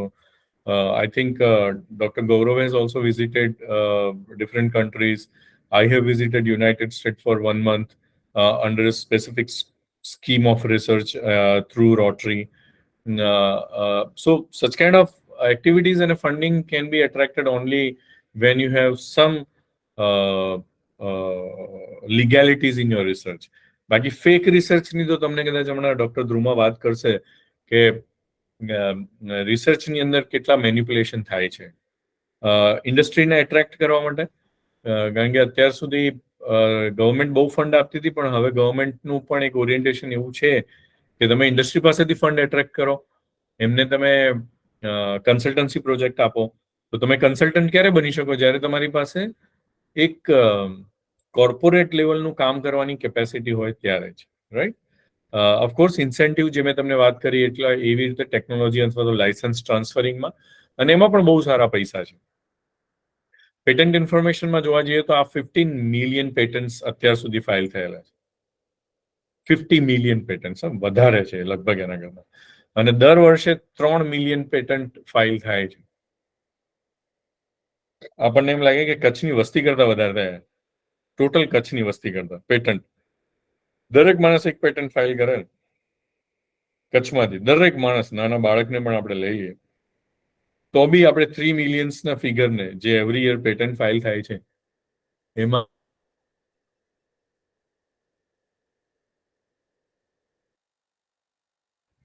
એ પેલા વર્લ્ડનો એક્ઝેક્ટ ફિગર જોઈએ તો 3.46 million patent application was done in 2022. 23 નો ફિગર મેં અપડેટ નથી કર્યો, પણ this figure has been taken up from world intellectual property indicators report, WIPI, વીપી. વિકીપીડિયાથી આપણે બધા જાણીએ છીએ, પણ વીપી થી આપણે જાણતા નથી. તો I advise you guys to go take some time અને કોઈ વીપી પણ જુઓ, world intellectual property indicators report. એની અંદર 22 ની અંદર 3.46 મિલિયન પેટન્ટ એપ્લિકેશન છે. આપણે ખરેખર એકબીજાને કોંગ્રેચ્યુલેટ કરવા જોઈએ કે India have secured 7th rank in 2019. અને આપણે જે નંબર ઓફ પેટન્ટ એપ્લિકેશન જે છે ને એ 53,627 છે. સી આની અંદર બે વસ્તુ છે. એક પેટન્ટ ફાઇલિંગ જે છે ને, એ પેટન્ટ ફાઇલિંગની અંદર તમે પેટન્ટ ફાઇલ કરો ને એટલે પેટન્ટ પબ્લિશ થાય. અને મોટાભાગના લોકો એવું જ સમજે છે કે પેટન્ટ પબ્લિશ થઈ ગઈ એટલે આપણને પેટન્ટ ગ્રાન્ટ થઈ ગઈ. પેટન્ટ પબ્લિશ થવી એ એનો એક રૂટીન વર્ક છે. કારણ કે પેટન્ટ આવી છે તો એને એક પ્લેટફોર્મ પર મૂકવી પડે જેથી લોકો પણ જોઈ શકે કે ભાઈ આણે જે પેટન્ટ અપ્લાય કરી છે એ ખરેખર કોઈ બીજી કંપનીનું મારી તો નથી લીધું ને. હું તમને એક એક્ઝામ્પલ આપું. નોકિયા એક જમાનામાં રૂલ કરતું હતું મોબાઈલ ઇન્ડસ્ટ્રીમાં, પણ ઇન્ટેલેક્ચ્યુઅલ પ્રોપર્ટી રાઇટના કારણે એને એન્ડ્રોઈડનું પ્લેટફોર્મ ના લીધું અને મળ્યું નહીં, જે સેમસંગને મળ્યું, જેથી Samsung has taken over the Nokia. અને હવે માર્કેટની સિચ્યુએશન એવી છે કે નોકિયા કદાચ એન્ડ્રોઈડ લઈને પણ આવે છે ને છતાં નોબડી ઇઝ એક્સેપ્ટિંગ. તો સી ઇન્ટરનેશનલ માર્કેટ લેવલ ઉપર પેટન્ટના કારણે અથવા તો ઇન્ટેલેક્ચ્યુઅલ પ્રોપર્ટીના કારણે ઘણી બધી કંપની પ્લસ માઇનસ થઈ જાય. આઈ ગીવ યુ અનધર એક્ઝામ્પલ. કદાચ ગજોડ બધાને ખબર હશે, જ્યાં એક કોલેજ પણ છે, એન્જિનિયરિંગ કોલેજ છે. ગજોડમાં પહેલા એક્સેલ ક્રોપ ઇન્ડસ્ટ્રી હતી. એ એક્સેલ ક્રોપ ઇન્ડસ્ટ્રીને એક જાપાનીઝ કંપની સુઓટોમોટો કંપની ઓવરટેક કરી.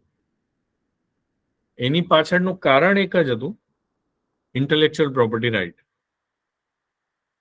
ઇન્ટેલેક્ચ્યુઅલ પ્લેટફોર્મ પર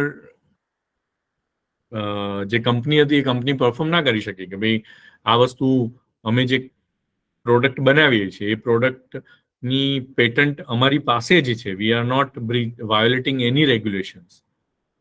એટલે પછી ultimately company has to sell out અને that company has been taken over by international giant. તો આ બધી ગિમિક્સના કારણે તમે સમજી શકો છો કે કેટલી બધી જગ્યાએ પ્લસ માઇનસ થઈ જાય. અને ઓફકોર્સ આપણે ટોપ 10માં છીએ એટલે આપણને બહુ ખુશી થશે. અને આવું બધું તમે છાપામાં પણ વાંચો, મોટા મોટા નેતાઓ જે છે કદાચ એવું કે હવે 7th રેન્ક ઉપર હતા 19માં, 23-24 નો આપણે આંકડો જોઈએ તો કદાચ કોવિડના કારણે ઓછું થયું હોય, પણ તો બી 41,000 પેટન્ટ ગ્રાન્ટ થઈ. હવે 41,000 પેટન્ટ જો ગ્રાન્ટ થઈ તો ઇટ ઇઝ ગુડ, બરાબર. અને આપણે પબ્લિક અવેરનેસ માટે આ વસ્તુ બહુ બરાબર છે. પણ જો કદાચ એક રિસર્ચર તરીકે આપણે કોલ લઈએ અને એક રિસર્ચર તરીકે જો આપણે રિસ્પોન્સિબિલિટી લઈએ તો માય ફ્રેન્ડ્સ આપણને ખરેખર દુઃખ છે કે ભાઈ આપણે ભલે 9th રેન્ક ઉપર છીએ, બરાબર. 47 પેટન્ટ જે છે ઇન્ડિયામાં 17-18માં ફાઇલ થઈ કે ચલો 53,000 પેટન્ટ ગણો તમે, પણ એમાંથી ઇન્ડિયન રિસર્ચર અથવા તો ઇન્ડિયન રેસિડેન્ટ જે હતા ને જેમણે પેટન્ટ ફાઇલ કરી હોય એનું કોન્ટ્રીબ્યુશન તો ઓનલી 32% જ છે. એટલે આપણે આત્મનિર્ભર જો સાચા સેન્સમાં બનવું હશે ને તો ઇન્ડિયન રેસિડેન્ટ જે પેટન્ટ ફાઇલ કરે છે ને એ 32% થી it must go up to 90%. આપણે જ્યારે વાતો કરીએ છીએ મોટી મોટી કે અને આપણે સપના તો જોવા જ જોઈએ, ઓફકોર્સ સપના વગર કોઈનું એક્ઝિસ્ટન્સ જ નથી. ઇવન અબ્દુલ કલામજી પણ કહે છે કે સપના એવા જોવા જોઈએ કે જે ઊંઘ ઉડાડી દે. આપણને જાગીને સપના જોવાની આદત હોય છે, પણ એ દૂર કરવી જોઈએ. Only 32% patent was filed by Indian resident. આપણને નવાઈ લાગશે કે ઇન્ડિયામાંથી યુએસ સિટીઝન વાળા જે પેટન્ટ ફાઇલ કરે છે ને એની સંખ્યા 31% છે, 31.5%. Japanese people filing patent from India is around 13.9%. Germans who are applying for patents from India is 8.6% and China is 8%. એનો મતલબ કે એના પેટન્ટ ફાઇલ કર્યા પછી ઇન્ડિયામાં આ કન્ટ્રી જે બિઝનેસ કરશે ને એ બિઝનેસનો બધો જ ફાઇનાન્શિયલ પોર્શન જે છે એ કન્ટ્રીમાં ડાયરેક્ટલી જશે, because that product is protected by the intellectual property worldwide by particular country. Commerce અને ઇકોનોમિક્સના જે છોકરાઓ છે, જે સ્ટુડન્ટ્સ છે, એ સ્ટુડન્ટ્સ માટે આ એક બહુ મોટો ટોપિક ઓફ રિસર્ચ છે કે C in your country contribution of Indians are only 32% as far as patent is concerned. Rest 68% is from outsider.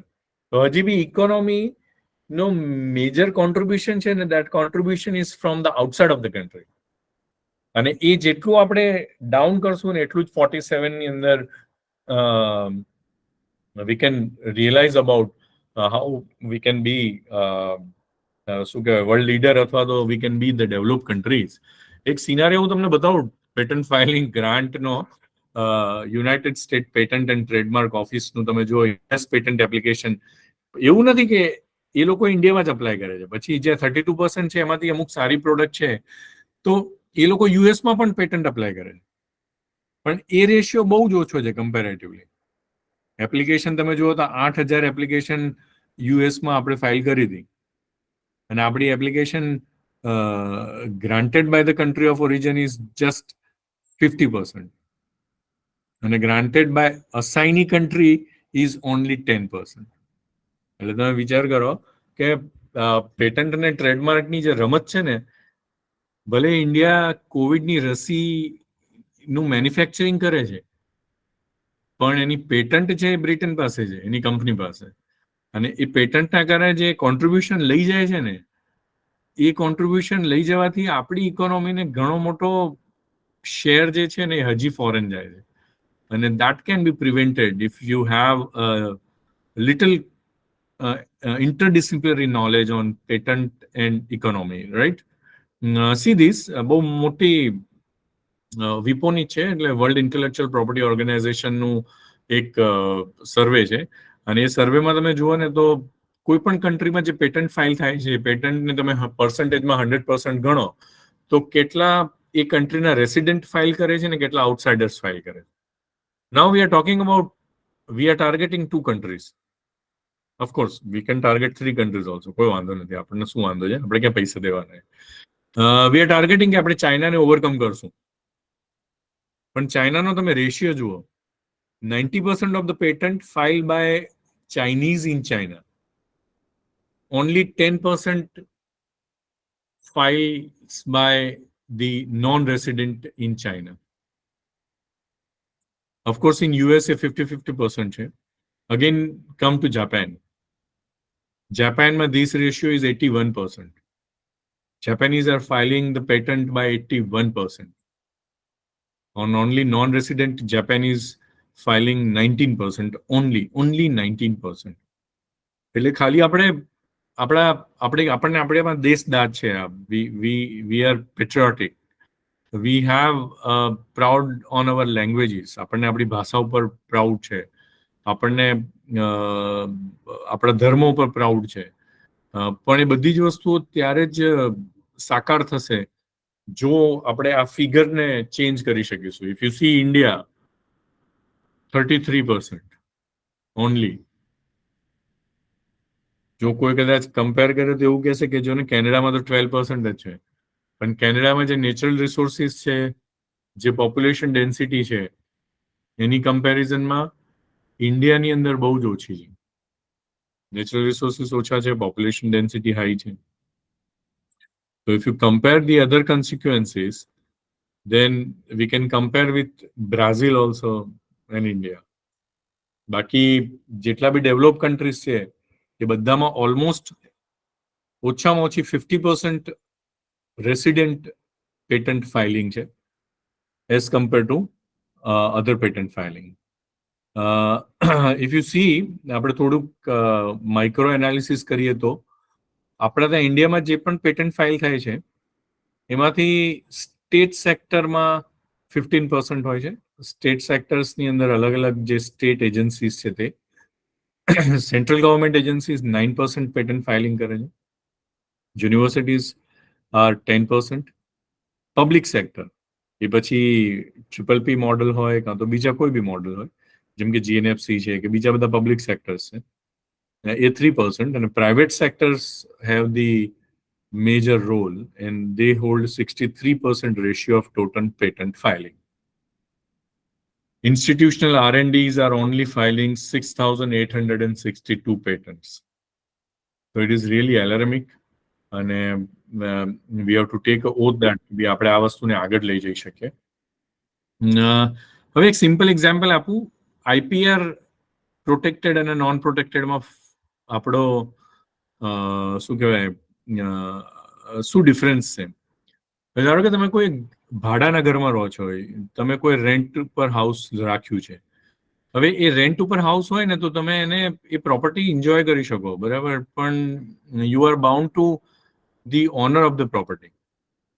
જો એ તમને ઈચ્છે તો જ તમને વાપરવા દે, ઈચ્છે તો જ તમને રહેવા દે, તમારી પાસેથી પૈસા પણ લે. તો if you have IPR protection, then you become an owner.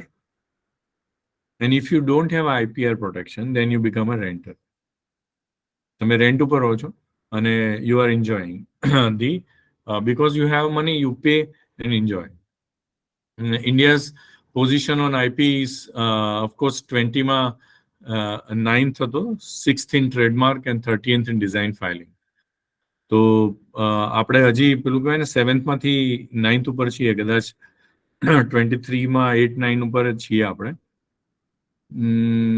India has need more innovation, about 5,30,000 and 3,50,000 as compared to China and US. China has surpassed the United States. તમે જુઓ 5,30,000 patent they have filed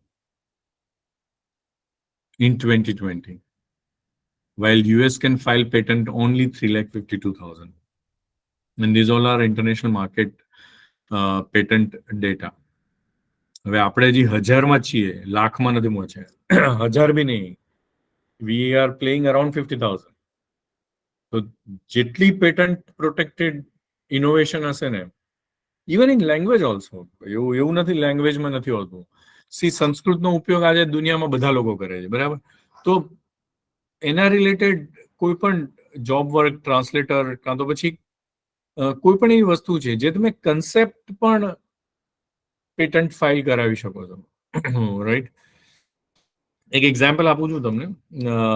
કિરણ મજુમદાર બાયકોન કંપનીના honour છે, Indian છે of course. એણે જે તે સમયે MSc ઓસ્ટ્રેલિયાથી કર્યું હતું અને એ જ્યારે 25 વર્ષના હતા એ વખતે ઇન્ડિયામાં આવ્યા એના હસબન્ડ સાથે અને 10,000થી એક કંપની શરૂ કરી હતી. યુ વિલ નોટ બિલીવ, અત્યારે એની કંપની પાસે 1200 પેટન્ટ છે અને 448 ટ્રેડમાર્ક છે રજીસ્ટર્ડ થયેલો. આખા વર્લ્ડને ઇન્સ્યુલિન સપ્લાય કરવા વાળી કોઈ ઇન્સ્યુલિન લેડી હોય તો દેટ ઇઝ કિરણ મજુમદાર.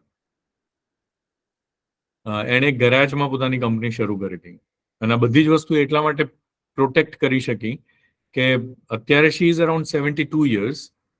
તો વિચાર કરો, આજથી લગભગ 50 વર્ષ પહેલા એને પેટન્ટ ફાઇલ કરી અને એ પેટન્ટ એ એની કંપનીને આટલી આગળ લઈ જઈ શકી. સમ સિમ્પલ એક્ઝામ્પલ્સ, ઓફકોર્સ તમને નવેલ under the rule of foreigners 1719માં પહેલી પેટન્ટ ફાઇલ થઈ હતી અને એ પહેલી જે પેટન્ટ હતી ને US પેટન્ટ એ પોટાસ મેન્યુફેક્ચરિંગ માટે હતી. હવે પોટાશ મેન્યુફેક્ચરિંગની જે પેટન્ટ છે, અથવા તો આપણા ગામની અંદર કોઈ પણ ખેડૂત છે જેની પાસે એક નોવેલ આઈડિયા છે, કાં તો પછી એ પોતાની પરંપરાગત પદ્ધતિથી કંઈક વસ્તુ બનાવે છે, જો એ વસ્તુને થોડોક સાયન્ટિફિક શેપ આપવામાં આવે અને કોલેબોરેશન કરવામાં આવે તો એમાંથી આપણે એ વસ્તુને પેટન્ટ પ્રોટેક્ટ કરી શકીએ. ઓફકોર્સ આપણે જે પુશ પિન કેટલું શાંતિથી વાપરીએ છીએ ને, બહુ રૂટીનમાં વાપરીએ છીએ, એ પેટન્ટેડ છે. એવું ન સમજતા કે એ પેટન્ટેડ નથી. આપણા પાસે જે અલગ અલગ સ્ટેપલર્સ આવે છે, એ સ્ટેપલરનું રિમૂવલ, પિન રિમૂવલ પણ, પેપર પિન, જે અલગ અલગ પિન નથી આવતી. હવે તમે વિચાર કરો, જે તે સમયે આ વસ્તુ પેટન્ટ થઈ હતી 1867માં, એ પછી 20 યર્સ સુધી એમણે આ ડિઝાઇન અને ટેકનોલોજી બધાને આપી, અને 20 યર્સ પછી જ્યારે આ પેટન્ટ ઓપન થઈ એ વખતે એ લોકો નવી ડિઝાઇન લોન્ચ કરી. તો 20 યર્સ સુધી એમણે જે માર્કેટ હોલ્ડ કર્યું અને જે પૈસા અર્ન કર્યા ને, that has created a base for that company. Similar thing happens with Kiran Majumdar also. And around 40-50s ની અંદર જે પેટન્ટ કરી, જે પ્રમાણે ફાઇલ કરી, જે પ્રમાણે કામ કર્યું અને જે પ્લેટફોર્મ બનાવ્યું, એ પ્લેટફોર્મ થી આજે એ કંપની આટલી ઊંચી છે. ટાટા કેમ આટલી ઊંચી છે? Tata has lot of patent. Tata ઇનોવેસ્ટાની એક વખત વેબસાઇટ તમે જુઓ. સી, માર્કેટ ગમે તેટલું ફ્લક્ચ્યુએટ થાય, ટાટાના શેર્સ, ટાટાની પ્રોપર્ટી પ્લસ માઇનસ નથી થતી. બહુ ઓછી ફ્લક્ચ્યુએટ થાય છે as compare to others, because they have created a strong platform based on legal protection, right?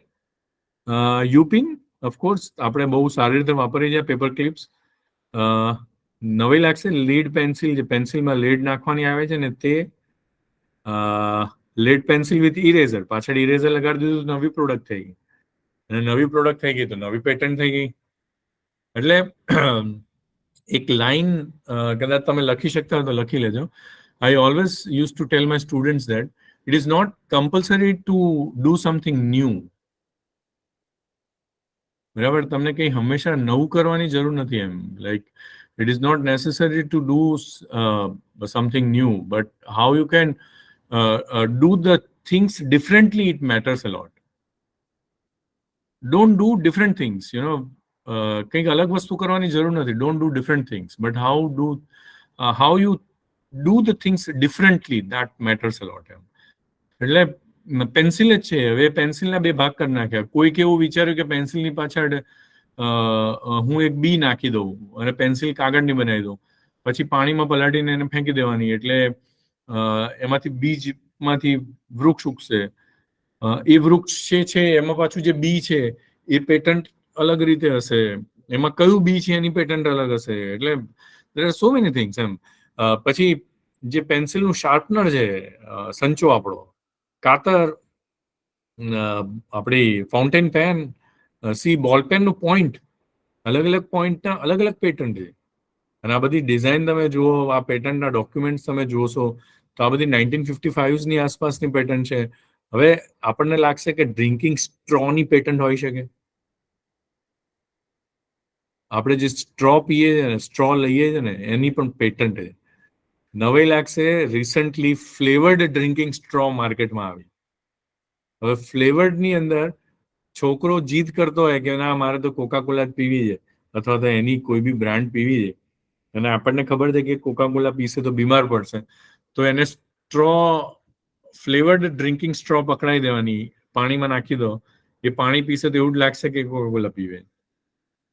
પણ એ પેટન્ટેડ પ્રોડક્ટ. અને એની અંદર જે ફ્લેવર્ડ મટીરિયલ યુઝ થયું છે એની પાછળ પણ ઘણી બધી, પેલું કહેવાય ને કે એક બેઝલાઇન હોય કે ભાઈ એ એડિબલ છે કે નહીં, હ્યુમન્સને નુકસાન નથી કરતું. એટલે લીગેલિટીઝ તો છે અને ઓફકોર્સ રહેવાની જ છે, પણ થિંકિંગ વે જે છે ને, ડુ ધ થિંગ ડિફરન્ટલી, એમ don't do the different things. તો that makes lot of sense. અને લાસ્ટલી હું તમને ખાલી બતાવી દઉં ફ્લો ચાર્ટ કે filing and application of patent કેવી રીતે પોસિબલ છે. કે ભાઈ ફાઇલિંગ ઓફ એપ્લિકેશન ફોર્મ, પછી એક્ઝામિનેશનમાં જાય, સ્ક્રુટિનીમાં જાય, એપ્લિકેશન ઇઝ એક્સેપ્ટેડ, એક્સેપ્ટ થાય, પછી એ પબ્લિશ થાય ને એની પેટન્ટ જર્નલમાં, પછી એને રજીસ્ટર કરવામાં આવે, રજીસ્ટર કર્યા પછી એને અવોર્ડ કરવામાં આવે.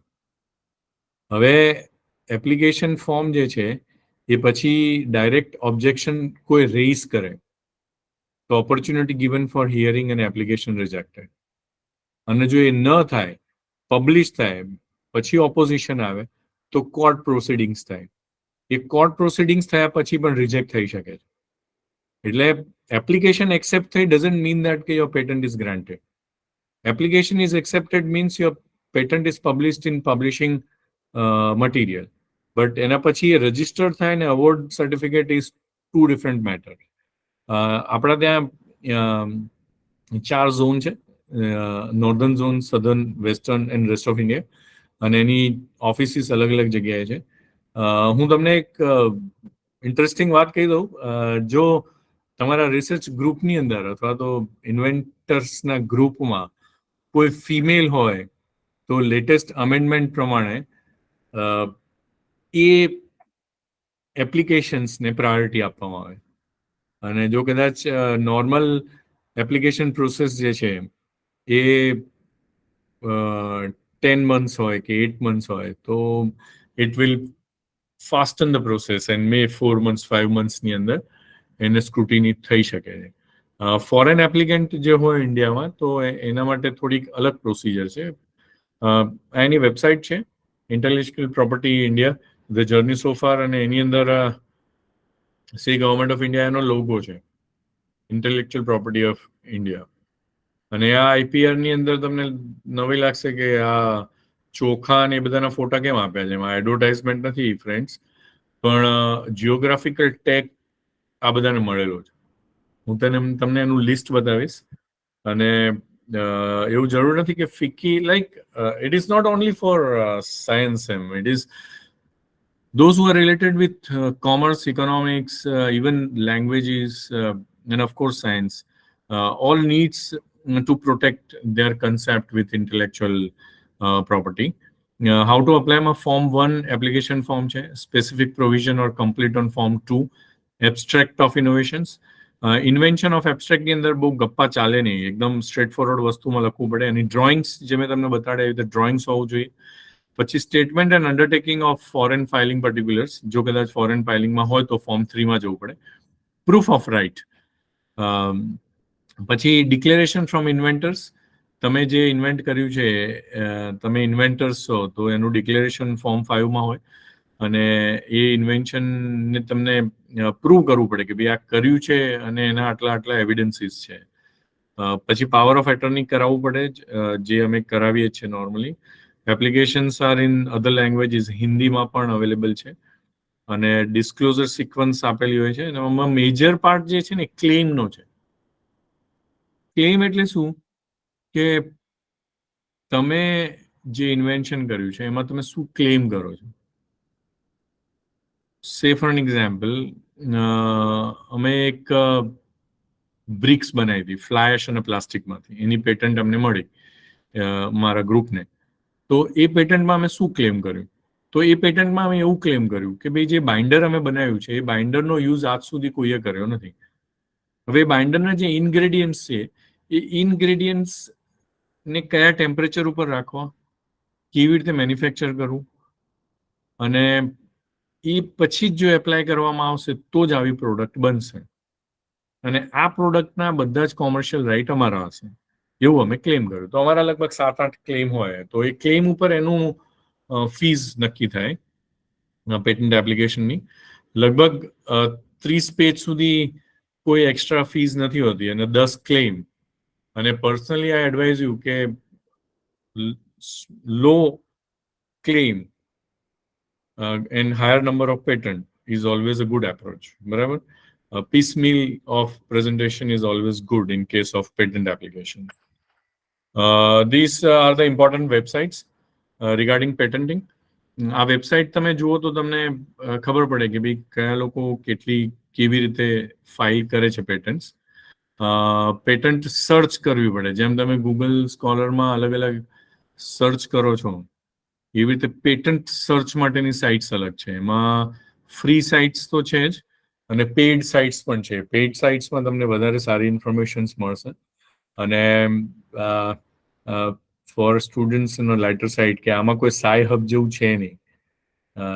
તમને પબ્લિકેશન સાઈ હબમાં ફ્રીમાં મળી જાય છે, પણ પેટન્ટમાં હજી નથી મળ્યા, કારણ કે પેટન્ટ જે છે ડાયરેક્ટ પ્રોડક્ટ સાથે લિંક થયેલી છે અને એક મોટી કોમર્શિયલાઇઝ વસ્તુ છે. What are the criteria for patentability?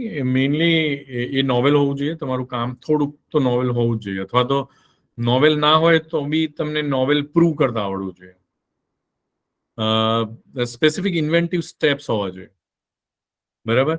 Inventive steps હોવા જોઈએ કે ના ના આ તો થઈ ગયું એમ, એવું ના ચાલે એમ કે અમે આ બે વસ્તુ 4 વસ્તુ ભેગી કરીને એટલે આવે એક વખત કલર આવ્યો તો બીજી વખત ન આવ્યો, ક્યાં તો પછી હું કોઈ ફાઇનાન્શિયલ મોડેલ એસ્ટાબ્લિશ કરું છું તો એ સ્પેસિફિક કમ્યુનિટી માટે હોય તો એ કમ્યુનિટીના કોઈ પણ માટે એક જ સરખું રિઝલ્ટ આપવી જોઈએ એમ. તો સ્પેસિફિક વસ્તુ હોવી જોઈએ, એના સ્પેસિફિક સ્ટેપ હોવા જોઈએ, પછી એની એક ઇન્ડસ્ટ્રીયલ એપ્લિકેશન તમે જો પ્રૂવ કરી શકો તો એ બેસ્ટ છે. અને it should not attract the provisions of section 3 and 4. Section 3 and 4 એક તો નેચર્સ લો સાથે એને કોન્ફ્લિક્ટ ઓફ ઇશ્યુ ના થવો જોઈએ. જેમ કે ખાવાની પદ્ધતિ, બરાબર, સુવા માટે તમે આઈ માસ્ક બનાવો તો એ આઈ માસ્ક થી જો આંખ ઉપર કંઈક ઠંડક મળતી હોય તો એ પાછું પેટન્ટ થઈ શકે એમ. અને એવી જ રીતે ડિસ્કવરી કરેલી હોય, ડિસ્કવરી મીન્સ ઓલરેડી જે વસ્તુ એક્ઝિસ્ટ છે, જેમ કે લો ઓફ ગ્રેવિટી, તો law of gravity cannot be a patentable material, પણ હા લો ઓફ ગ્રેવિટીના અંડર યુઝ કરીને તમે કોઈક એવું મટીરિયલ બનાવ્યું હોય તો that can be a patentable material. તો સેક્શન 3 અને 4 ની અંદર આ ડિટેલ્સ આપેલી છે. ઈ ફાઇલિંગ પેટન્ટ્સમાં તમે ઓનલાઈન પેટન્ટ ફાઇલ કરી શકો છો અને 10% ફીસ પણ ઓછી છે ઓનલાઈનમાં. એક બોલું કહેવાય ને એક લ્યુક્રેટિવ એટ્રેક્ટિવ પાર્ટ રાખેલો છે અને ઈ filing is always there.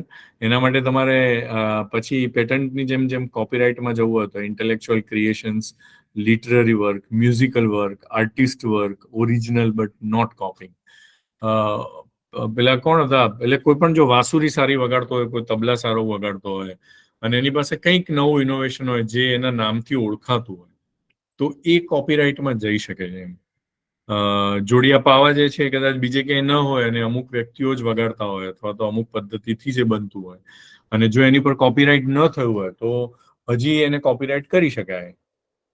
Trademarks આપણને ખબર જ છે, આ કોકાકોલા, પેપ્સી, આ બધા ટ્રેડમાર્ક છે અને ટ્રેડમાર્કના અંડરમાં એ વેચાતા હોય છે. જીઓગ્રાફિકલ ઇન્ડિકેટર્સમાં 547 અત્યાર સુધી ટોટલ ઇન્ડિયામાં જીઓગ્રાફિકલ ટ્રેડમાર્ક્સ સેટ થયેલા છે, જેમાં બાસમતી રાઈસ, દાર્જિલિંગ ટી અને આ બધી વસ્તુઓને પ્રોટેક્ટ કરવાનું કારણ એ છે કે ડુપ્લિકેટ માલ માર્કેટમાં અવેલેબલ ન થાય. કચ્છી ખારેકને પણ જીઓગ્રાફિકલ ઇન્ડિકેટર્સ મળેલું છે, જીઆઈ ટેગ. પછી ગીર કેસર મેંગોને પણ જીઆઈ ટેગ મળેલું છે. આવી રીતે ઘણી બધી GI tag R available. Recently એક કેસ ચાલતો હતો તિરુપતિ લડ્ડુનો. હવે તિરુપતિ લાડુનો જીઆઈ ટ્રેક થઈ શકે કે નહીં, તો પછી એ લોકોએ અપ્લાય કર્યું હતું જીઆઈ રજિસ્ટ્રીમાં તિરુપતિ લડ્ડુએ, એટલે તિરુપતિ ટ્રસ્ટે, અને હાઈકોર્ટમાં સુનાવણી થઈ. પછી હાઈકોર્ટમાં 2009માં જ્યારે અપ્લાય થયું હતું પછી હાઈકોર્ટે એને રિજેક્ટ કર્યું એપ્લિકન્ટને, મદ્રાસ હાઈકોર્ટે, અને 2010ની અંદર એને જીઆઈ ટેગ રજિસ્ટર્ડ કરવામાં આવ્યું. એટલે જો કોઈ સ્પેસિફિક વસ્તુ છે એ કોઈ આસ્થા સાથે જોડાયેલી છે તો એને પણ જીઆઈ ટેગ કરી શકાય છે. પછી નોન પેટન્ટેબલ આઇટમ્સમાં મેં તમને હમણાં કીધી તે જ રીતે, બરાબર, arrangement or rearrangement of known devices. હવે હું મોબાઈલને તમે આ રીતે ની આ રીતે ભેગી કરો, બોટલનું તમે સિચ્યુએશન ફેરવી નાખો, તો એટલા પેટન્ટ એટર્ની અથવા તો પેટન્ટ જનરલ જે છે એ એટલા બી ઇનોસન્ટ નથી કે તમે કંઈ પણ આડું કરી આવશો ને તમને સર્ટિફિકેટ મળી જશે, બરાબર. You have to prove intellectually કે you have done something innovative. અને આ આપણી એક યુનિવર્સિટીની ફર્સ્ટ પેટન્ટ છે જે પેટન્ટ ગ્રાન્ટ થઈ છે. એમાં હું પ્રિન્સિપલ ઇન્વેસ્ટિગેટર છું આમાં, અને અમે જે આ બ્રિક્સ બનાવી છે અને અમે ક્લેમ કર્યું છે કે બીજી બધી બ્રિક્સ કરતા આની મિકેનિકલ જે સ્ટ્રેન્થ છે એ સ્ટ્રેન્થ જે છે એ 2 times હાઈ છે અને એનું વજન જે છે એ નોર્મલ બ્રિક્સ કરતા હાફ છે, જેથી એના અલગ અલગ બેનિફિટ્સ છે, જેવા કે તમે ટ્રાન્સપોર્ટેશન ઇઝી કરી શકો, પ્લસ તમારું ઓવરઓલ વેઇટ ઓફ હાઉસ છે એ અડધું થઈ જાય અને એના કારણે ભૂકંપની અંદર કદાચ ઘર પડી જાય, કંઈ થાય તો એમાં આ વાગવાથી કે અથડાવાથી ઈજા ઓછી થાય. પછી ઇન્ફ્રારેડ રેડિયેશનથી એ પ્રોટેક્ટેડ છે અને એના માટે અમે એક સ્પેસિફિક બાઇન્ડર બનાવ્યું છે. એટલા માટે ઇફ યુ સી, મેં અહીંયા થોડુંક હાઇલાઇટ કરીને મૂક્યું છે, કન્સ્ટ્રક્શન મટીરિયલ વિથ બાઇન્ડર. તો વિથ બાઇન્ડર જે છે ને એ અમારો મેજર ક્લેમ છે અને કન્સ્ટ્રક્શન મટીરિયલમાં અમે જે આ બ્રિક્સ બનાવી છે એ છે. અને જેમ આપણે ડિસ્કસ થયું એ પ્રમાણે KSKV કચ્છ યુનિવર્સિટી જે છે એ પેટન્ટી બનશે, કારણ કે યુનિવર્સિટી છે ને એમાં હું નોકરી કરું છું, આઈ એમ inventor, right.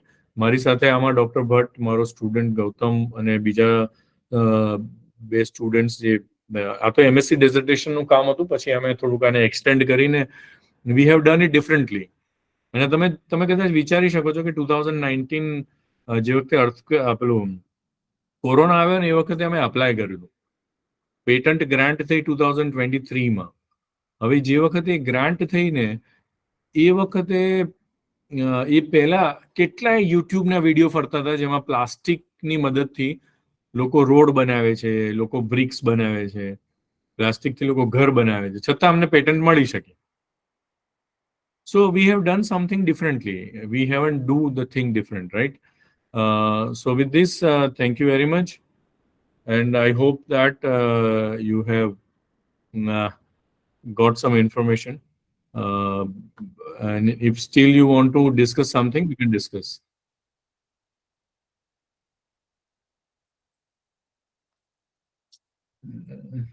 See, all majority of the students are so good in giving appreciation through different forms.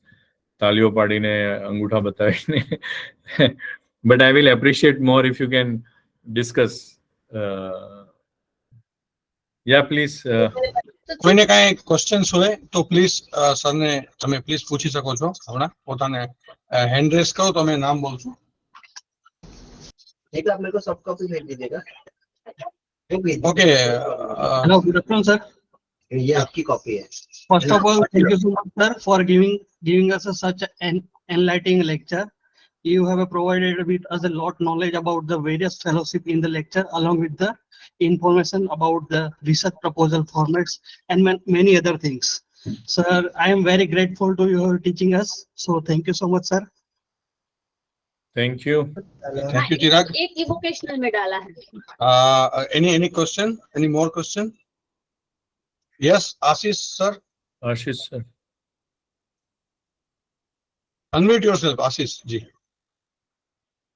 I think by mistake he is then.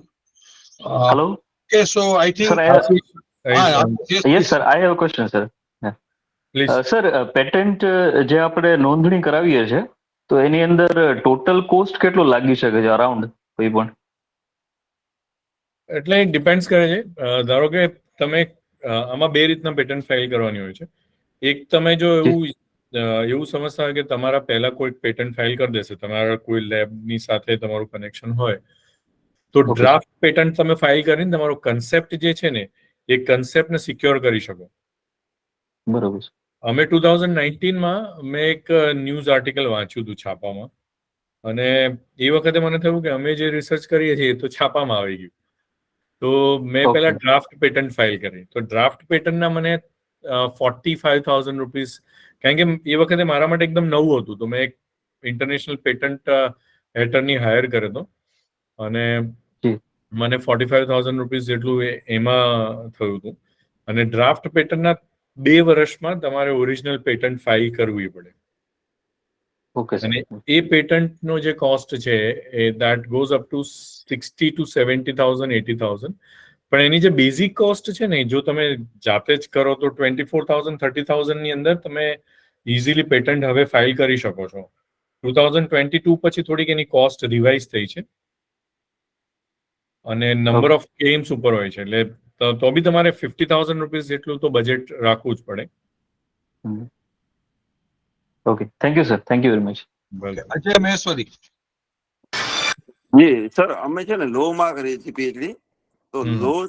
Law subject ઉપર પેટર્ન ને કઈ રીતે રિલેટ કરી શકાય આપણે, એના વિશે જરાક આઈડિયા જોઈતો હતો. હા અજયભાઈ, લો માટે કેવું છે કે when you are working in a law, then you must be working with a crime, right? Or maybe with the civilian crimes અથવા તો કોઈ પણ જાતનું આવું ક્રાઇમ, ક્રિમિનોલોજીકલ રિલેટેડ વર્ક. તો તમે કોઈ એવું ક્વેશ્ચનર બનાવ્યો હોય જેનાથી બ્રીચ ઓફ લો આઈડેન્ટિફાઈ થઈ શકે, ત્યાં પછી તમે ગુનેગારોને સુધારવા માટે કોઈક એવી એક મેથડ એપ્લાય કરો, સાયકોલોજીકલ ટ્રીટમેન્ટની હોય, તો એ બધી વસ્તુઓ માટે તમે પેટન્ટ ફાઇલ કરી શકો. કારણ કે લો જે છે ને એ પર્સનલ પેટન્ટ ફાઇલ કરવાનું એલાઉડ ના કરી શકે સેક્શન 4માં. હું તમને એક એક્ઝામ્પલ આપું લોનું. દિલ્હીની અંદર પોલ્યુશન કંટ્રોલ બોર્ડ વતી જસ્ટિસ મહેતાએ પહેલો કેસ કર્યો હતો. You must be aware about it if you have red it. તો દિલ્હીના એર પોલ્યુશન માટેની જે અવેરનેસ છે ને, એ અવેરનેસ આવી જ જસ્ટિસ મહેતાના એક કેસથી.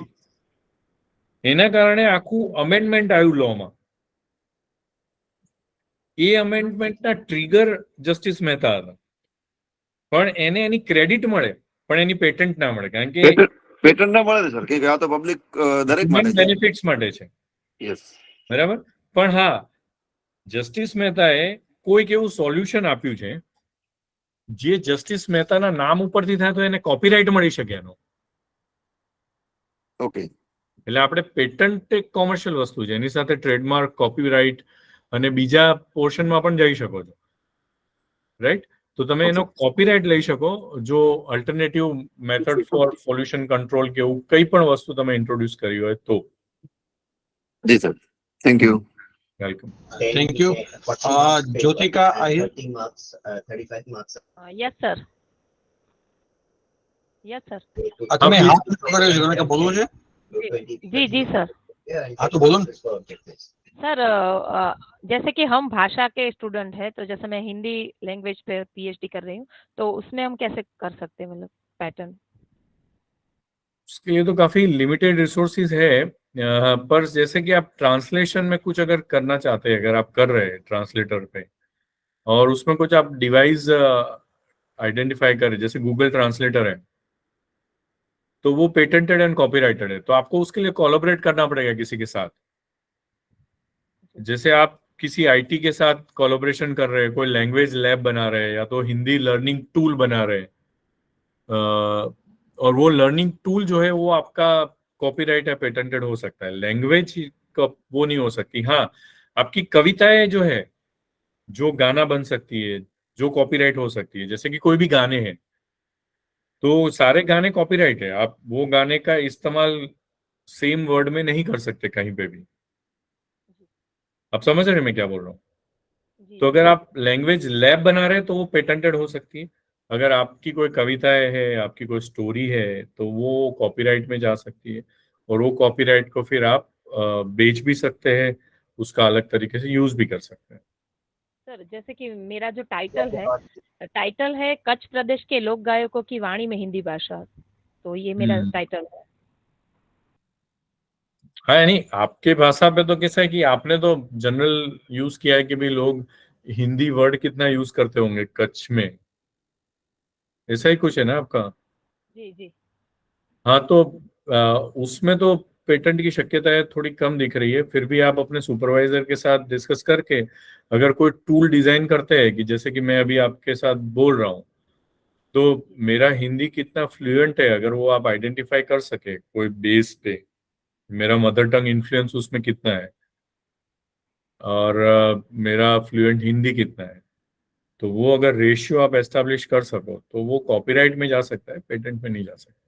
तो आपका जो है वो भी रेशियो बेस ही होगा कि मदर टंग इन्फ्लुएंस है. जैसे कि अगर कच्ची आदमी हिंदी बोल रहा है तो उसका मदर टंग इन्फ्लुएंस रहेगा. एक गुजराती में सौराष्ट्र वाला अगर हिंदी बोल रहा है तो उसका मदर टंग इन्फ्लुएंस होगा. तो mother tongue influence ratio identify करने के लिए अगर आप कुछ पैरामीटर डिफाइन कर रहे हैं और वो पैरामीटर बेस अगर आपका कोई क्वेश्चनर है तो वो क्वेश्चनर कॉपीराइट हो सकता है, जिसके बेस पे फ्यूचर पे कोई स्टडी कर सकता है। ओके, सो एक्चुअली अभी भी मैंने जस्ट अभी चैट बॉक्स में मुकेश सर का ईमेल आईडी लिखा है, सर इधर ही बैठते हैं। Now I will not take more questions because next session में हम already we are half an hour. So आप लोग प्लीज जिनको भी डाउट हो इन फ्यूचर मुकेश सर से आप कांटेक्ट कर सकते हो। And now you all can leave this meet. मैं 2 मिनट में ही नया लिंक डालता हूँ, you just join for the next lecture of doctor Simi Kansara. Thank you, Dr. Gaurav. Bye. For this wonderful lecture, and definitely your student will, will be benefited from this lecture. Thank you, sir. Thank you. Bye. Thank you, sir. Thank you so much. Thank you, sir. बदलो को link Thank में you, sir. बदलो को next link में जल्दी quickly leave करो। Okay, sir.